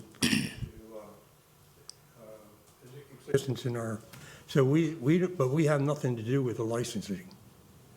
That's up to the Liquor License Board. Right. But, Mr. Cannon, can you explain why you requested them to be here? Well, initially, we were going to send a letter out with a request for some type of a memo of understanding where we could come to an agreement where, in addition to not selling the beer, that you could also refrain from selling wine as well. The liquor is why you were established. That's a whole nother deal. Where I think maybe there's only 2 counties left that do it, and you're 100% correct, Mr. Ewald. That was part of after the Prohibition. Everyone was so paranoid to have a liquor store on every corner. And so the government sort of took on that responsibility. Granted, there are still some laws in the books in reference to blue laws that probably we need to look at going away as well, but that's another issue as a whole. So point being, the liquor issues probably for another year, but we were just hoping to come to some consensus where we could just stop with the competition on the smaller products. With respect, we really don't feel this is a time to lay any employees off. I mean, we provide health insurance and a retirement plan for our full-time employees. And we do not want to let any employees go. And if we were to consider dropping wine, we'd probably lose at least 4 employees. And we just don't want to go through that. And I think you can understand that. I mean, why take away health benefits from somebody when we have a situation in this country, COVID? And I appreciate that too. That will always be the case. Again, I would reiterate there could be local businesses out here that would also possibly hire more people if they had if they didn't have that disadvantage. John, Mr. Davis. I mean, I'm sitting here listening to this, and I'm listening to you're saying local businesses have a problem with this. Do they have any stats or numbers that say that the liquor board is hurting their business? You're saying we, and I've never seen anything come from any business from the county saying that they're suffering because their liquor board is selling wine. Well, I've said before that there are businesses that have said that they have an issue when they have to compete against government for the sale of wine, and they requested of me that I bring it to the council, and that's why we're here today, to ask the liquor dispensary to refrain from that. Again, you're not showing any stats just because they're saying it. Are they showing you anything that's showing you that because they're selling wine that it's hurting their business? We don't see anything in front of us that's saying that, just them saying that they're hurting them. We don't have no proof of that. Just like you asked them to show you proof that if they stop selling wine, how much it's going to hurt their employees. I mean, can they show us any proof that because these 3 stores are selling wine and it's killing their business? I think it's the law of basic economics, Councilman Davis, that there's a store down the street that's competing against you, it's competing against you. Well, I know when this was brought to my attention, the request was to ask you to stop selling beer and wine. Heck, we didn't even know you stopped selling beer, and I appreciate you for letting us know that. Well, it's a little bit of deja vu. In fact, 3 of us sitting here, Joe and John and I were on the council in 08 when we went through this, just what we're doing now. And the issue was really beer was the main concern, and that was the agreement that was made back then that, yeah, you would stop selling beer, but you have done. Really, the wine wasn't a concern. You know, it was I don't want to say it was a consolation. It was just really considered not to be an issue. The beer was the big concern. And they agreed not to do that, and they haven't. Okay. But we've been continually hearing beer sales. You know, we've heard that comment. You know, we've had people here making that comment, but that they don't sell beer. You're right, Mr. McCain. Do you have any figures on how much wine is being sold? No, I asked Laura to pass along the request for any specific questions. Okay. To be given to us ahead of You time. didn't get so that? We could bring that That's information. fine. And can I clarify on the wine? Yes, sir. We do not have an advantage over any of the other 50 accounts in the county when it comes to wine. We all purchase direct from the same distributor. They do not have to purchase the wine from the dispensaries to resell it.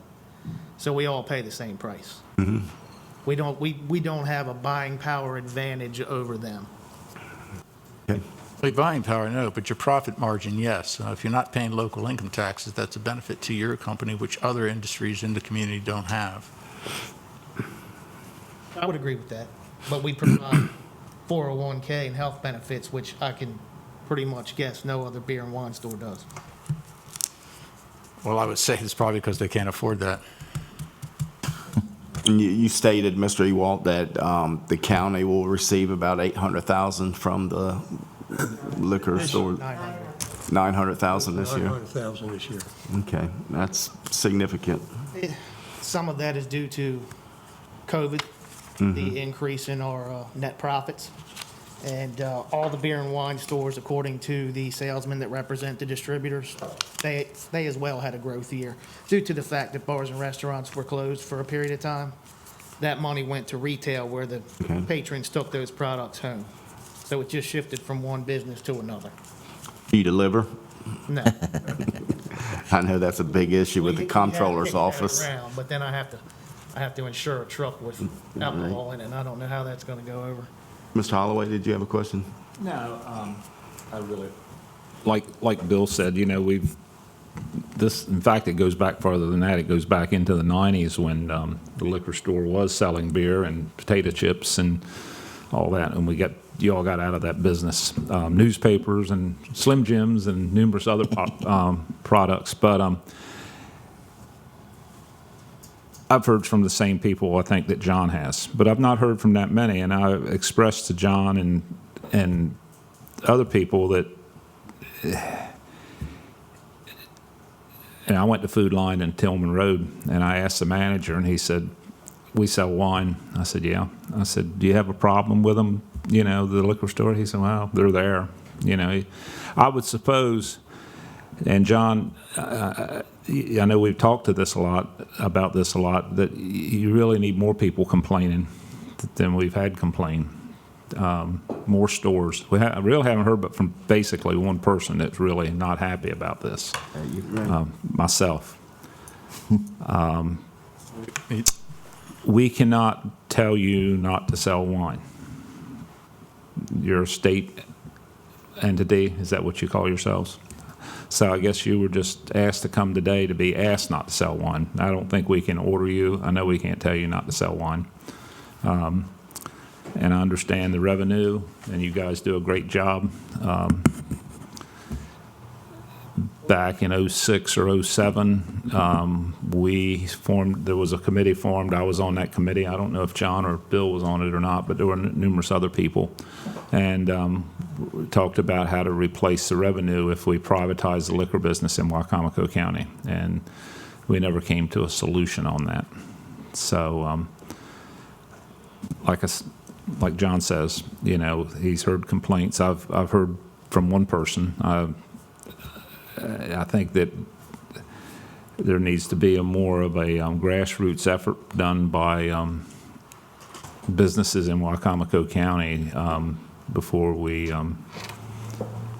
I guess our next move would be to send a letter to the legislation asking for wine to be removed if that's what the council wanted to do as a whole. But until I hear from more people complaining, I'm not apt to do that. So. All right. Thank you, Mr. Holloway. Mr. Ewald. President, if I can just add, as I mentioned earlier, we feel we have a judiciary responsibility to provide revenue to the county. And, we've lost the beer, but we've always looked for avenues. We even thought about the lotto tickets. Because people come in there, they buy their beverages, and they have extra cash. And if you had a machine there, and Acme actually has a machine in there, but because of Mr. Holloway and maybe a couple other council members calling us and asking us not to do that, to keep that down, but we probably could have added more revenue to what we give to the county. So we're trying to do it in a very, very good way and not interfere with people, but we just have to keep our employees active. I get that. Thank you. Any more comments? I was just going to Mr. say, Joe, Cannon. you're asking for more support on this. The Comptroller of Maryland says that the government should be out of the alcohol sales business. I didn't hear you, John. I said you're asking for more feedback. The Comptroller of Maryland states publicly that he feels that the government should be out of the alcohol sales business. Well, that's a kind of a different subject than what we're talking about. We're talking about, I agree, I don't think we should be in the alcohol business, but this isn't why they were brought today. This was just the wine situation is what we brought them here today. I agree, there should be no businesses competing with, having to compete with the government, but that's not where we're at. That's not the discussion we were having today about doing it. That certainly is the discussion, just on a smaller scale. That is the discussion, Joe. We asked them to come in today to talk about beer and wine sales, Yeah. and we'll take the beer off of it because they don't sell beer. We didn't ask them to come in today to talk to them about dissolving the liquor dispensary. I understand, but you were saying that you wanted to know about any other individuals that were complaining about alcohol sales, period. Wine is an alcohol, and that's, it's government is selling alcohol. And I'm a firm believer, and I thought you were as well, the government should not be competing with private enterprise. Fully believe in that, but like I just said, we've not seen much of a grassroots movement of people being objected to this. I've basically heard from one person, and I realize there's probably other people affected by this, but until we hear a lot of complaints, I don't know where to go with this, John. I mean, I'm just not hearing it. I went to Food Line and talked to them. I couldn't get any action out of them. They're there. That's the reaction I got, and they're next door to them. So I could appreciate that too, but I'm pretty much the reason that I put this forward is because it's a matter of principle more than anything. I don't need someone to come knock on my door and say, hey, I have a problem with it. This is a matter of principle as whether or not we can take any small measures whatsoever to keep government from competing with private industry. I completely agree with you, John. How are we going to do it? How do you want to do it? How do you want to go about it? We can't make them do it. a memo of understanding right here. The whole purpose of this is to avoid having to go to the state of Maryland and try to make, and passing legislation that would amend the current bills. I realize that, and when we Which isn't talked, a difficult yeah, when we talked about that, I think it was my suggestion that we have them come in before we sent something to the state. So what we're saying is we can ask them to quit selling wine. Exactly. That's all. That's All right. They did state that they didn't think it was a good idea, so what do you want to do, Mr. Cannon? Well, I think it's the council's responsibility to send the letter out formally so that we have something as a body that it states what our position is. I would say they could make a formal response however they may choose, and then because that's probably what the state of Maryland's going to want to see if we care to pursue it any further. I don't support that. Yeah. I mean, I'm kind of like Mr. Holloway. I'm just not hearing the, Complaints. yeah, we kind of keep mentioning the body. I mean, the discussion's fine. We've had the discussion, but yeah, I just don't, I just don't, we're not there yet. Thank you, Mr. McCain. Mr. Davis? Yeah. Mr. Hastings? I don't have any strong feelings on this. I'd love to hear more. As a whole, I do agree that we need to have less, government does not need to be in these business in these ways. And that's not just liquor or alcohol, but, there's a lot of other things that we do that we probably shouldn't be involved with. But as for the here and now, I don't want to do anything without knowing more of what we're really talking about. So that's a no. Mr. Cannon, you still yes? Concern, I've always been pro-business, yes. Okay. Ms. Ackley? I think that it warrants much more discussion. I have not heard it, and I specifically reached out to Acme, and they didn't really seem to have an issue with it. So I would like to see this coming more from the citizens. Okay, thank you. I feel the same way. Thank you, Mr. McCain. I don't think you have a majority wishing to send you another letter about discontinuing the sales of wine. I don't- So, Mr. Holloway. I want to respond a little bit more on this. Yes, sir. I really would like to see you guys quit selling wine, okay? I don't think it's fair to the other retailers. I understand the issues with the employees, but I also understand it's not a good time to do that. So I'm kind of caught in the middle here a little bit on it. So you're asking them to take that into consideration? Well, yeah, it's, I would, you said you made your wine sales smaller, display smaller. Why did you do that, and how did you do that? More room for bulk liquor purchases. And we weren't selling the amount that was on the shelves. So it didn't warrant the amount of square footage. So we just, we've been slowly taking out wine in several locations just to make better use of the space. Maybe in the future you could proceed a little further with that, so we wouldn't have the issues that we're having now, hopefully. Have that discussion, Yeah. say, in the future when possibly we could work out something with I know those employees being sent to other businesses and reemployed. Well, we don't want that to happen, so anyway. To be clear, though, malt beverages are comparable to a beer. And in fact, that's, I think that's probably been I would imagine, not having any understanding, but I would imagine that's the impetus for more of this conversation. And if you're selling more, White Claws and the things that are very popular, I could take a very good hunch that your books have done really well because of that. Maybe less so much on wine, but I think those kind of conversations maybe in the future, and maybe that's where that's coming from, but I don't have particular strong feelings, but yeah, I'll leave it at that. Thank you, Mr. Hastings. I would only close, if you Mr. Cannon. could, please, Justin, if you could get us the figures that you have on the total of wine sales and what the revenue brings in, that would give us a better idea of what we're looking at as far as employees are concerned as well. Yeah, we can work with the auditor. Great, thank you. I want to thank you all for taking time out of your busy schedule to meet with us. Could I suggest one other thing that might be of interest to the council? Mr. Is Taylor? whether they're using that advantage that Mr. Cannon mentioned about not having to pay taxes to underprice the other people who are in the market. Because if they're not, then essentially the gripe from the others in the market would be, well, there's 3 more stores in Wicomico County that handle the same product. If they're not doing that, and essentially that income tax break is flowing back into the county in terms of revenue, then that would be significant. I think they could probably tell us today whether they deliberately go out and try to underprice.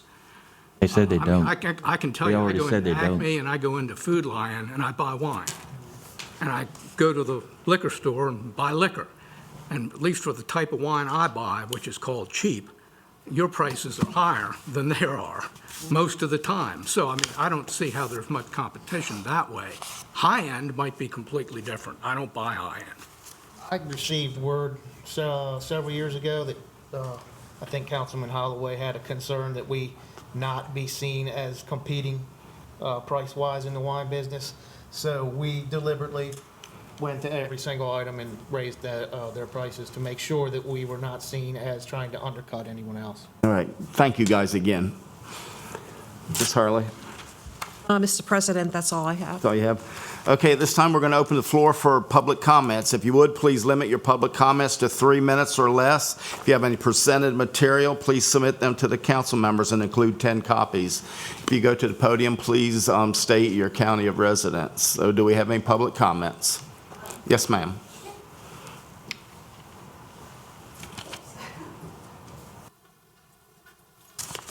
Seeing you, Don. Thank you.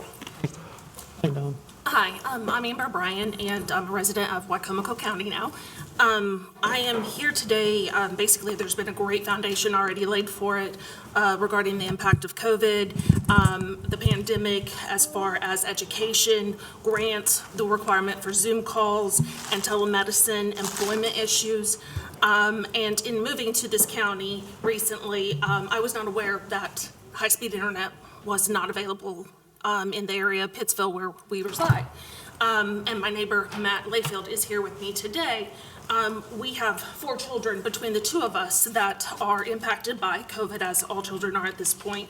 And we do have a situation where we have an internet service provider who is willing to provide 50% of the funding for the infrastructure of extension of the current Mediacom broadband in Pittsville down to our residents.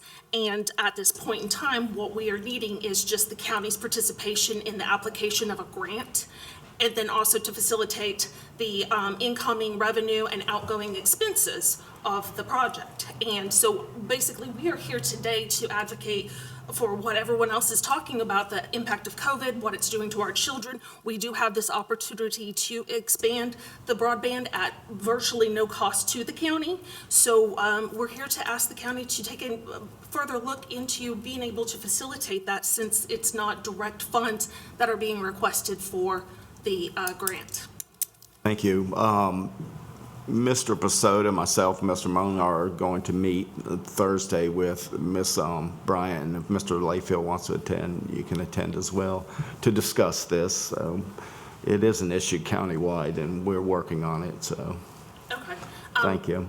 We do, real quickly, I do have 2 arguments, though, that I've heard time and time again, is that if we can do this for one individual or one street, that we're going to have to open this up to the entire county. And, you know, here today, I've heard so many different programs that the county funds that not all people qualify for. Not all people qualify for, you know, government assistance with food and housing. So, you know, I know that this situation is different, and I hope that it's not viewed as opening up the doorway for more work for the county, because every situation is different. Yes, thank you. Mr. Layfield, do you have a comment? Well, to go with what she says, our internet is so bad that I've got 2 kids on the internet every day for school, and only one of them can be on there at a time. So it's luckily the teachers work with us, but it's just, you know, it's a major issue. Thank you. Thank you. Yes, sir. Thank you all for coming. Do we have any more public comments?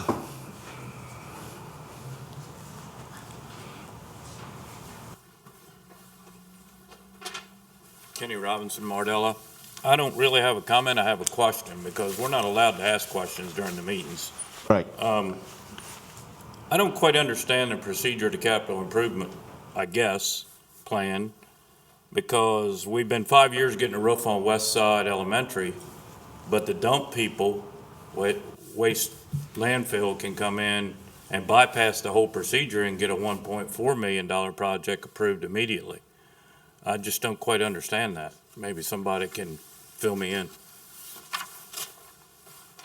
Mr. Basoda, can you respond to that? We don't typically do this during public comments, but if you could be brief. The brief answer there is, for that particular project, that's been in the capital improvement plan for, or in the regular budget, I think 2 or 3 years ago. So it was approved as a budget item. The funds come from an enterprise fund reserve fund. So the funds are segregated for that specific purpose. For which project? I'm sorry? For which project? The school or the dump? No, the scale, I assume you're talking about the scale house. Yeah. Yeah, for the scale house. So the solid waste is an enterprise fund. So there's also a reserve fund that fees go into for purposes such as this. But again, this particular project, the scale house was approved 2 or 3 years ago. That's not what God had asked for money said. Said just all of a sudden they needed a new scale house because they couldn't get parts. I think the issue was that there were unexpected increases in costs. What Mr. Pasoda is saying, though, is that the majority of the funds that are coming to pay, or that are paying for that, come from their own account, from monies that they raise from fees that they charge on a regular basis. And it's an enterprise fund. So but what you're telling your taxpayers is, when you do things like this, is that your waste landfill is more important than your kids. That's what you're telling them. If I can say, the roof for West Side Intermediate, it was approved, 2 years ago, and with us and the school board, they pushed that back. So it wasn't a county issue. They agreed to push that back. They agreed because somebody wanted them to, but Now, they had another priority project that they wanted done instead. you're just giving the wrong message. Thank you. Any more public comments? Yes, sir.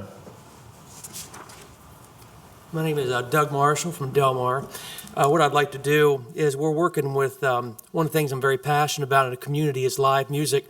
And I read the other day about the Rock and Roll Revival program being canceled or moving to virtual. So I've reached out to some of the board members about offering our wedding venue and our amphitheater for a spring outdoor show. So I think that conversation is going to come across all your desks. So whatever support we can get from the county, we certainly, there's no money in live music. No one knows that more than I do from doing outdoor concerts. But for the community, that Rock and Roll Revival program is one of the foundations of our youth, and our kids are really into that show. And I've been a corporate sponsor for years. So we've offered our venue, to donate, just hoping that the county will be able to support that. Well, we appreciate that, Mr. Marshall. Thank you. Sold over 500 homes in Del Mar in the last 18 months, so I'm very familiar with all these Department of Environment conversations. So when you need some advice on those guys, I can give it to you.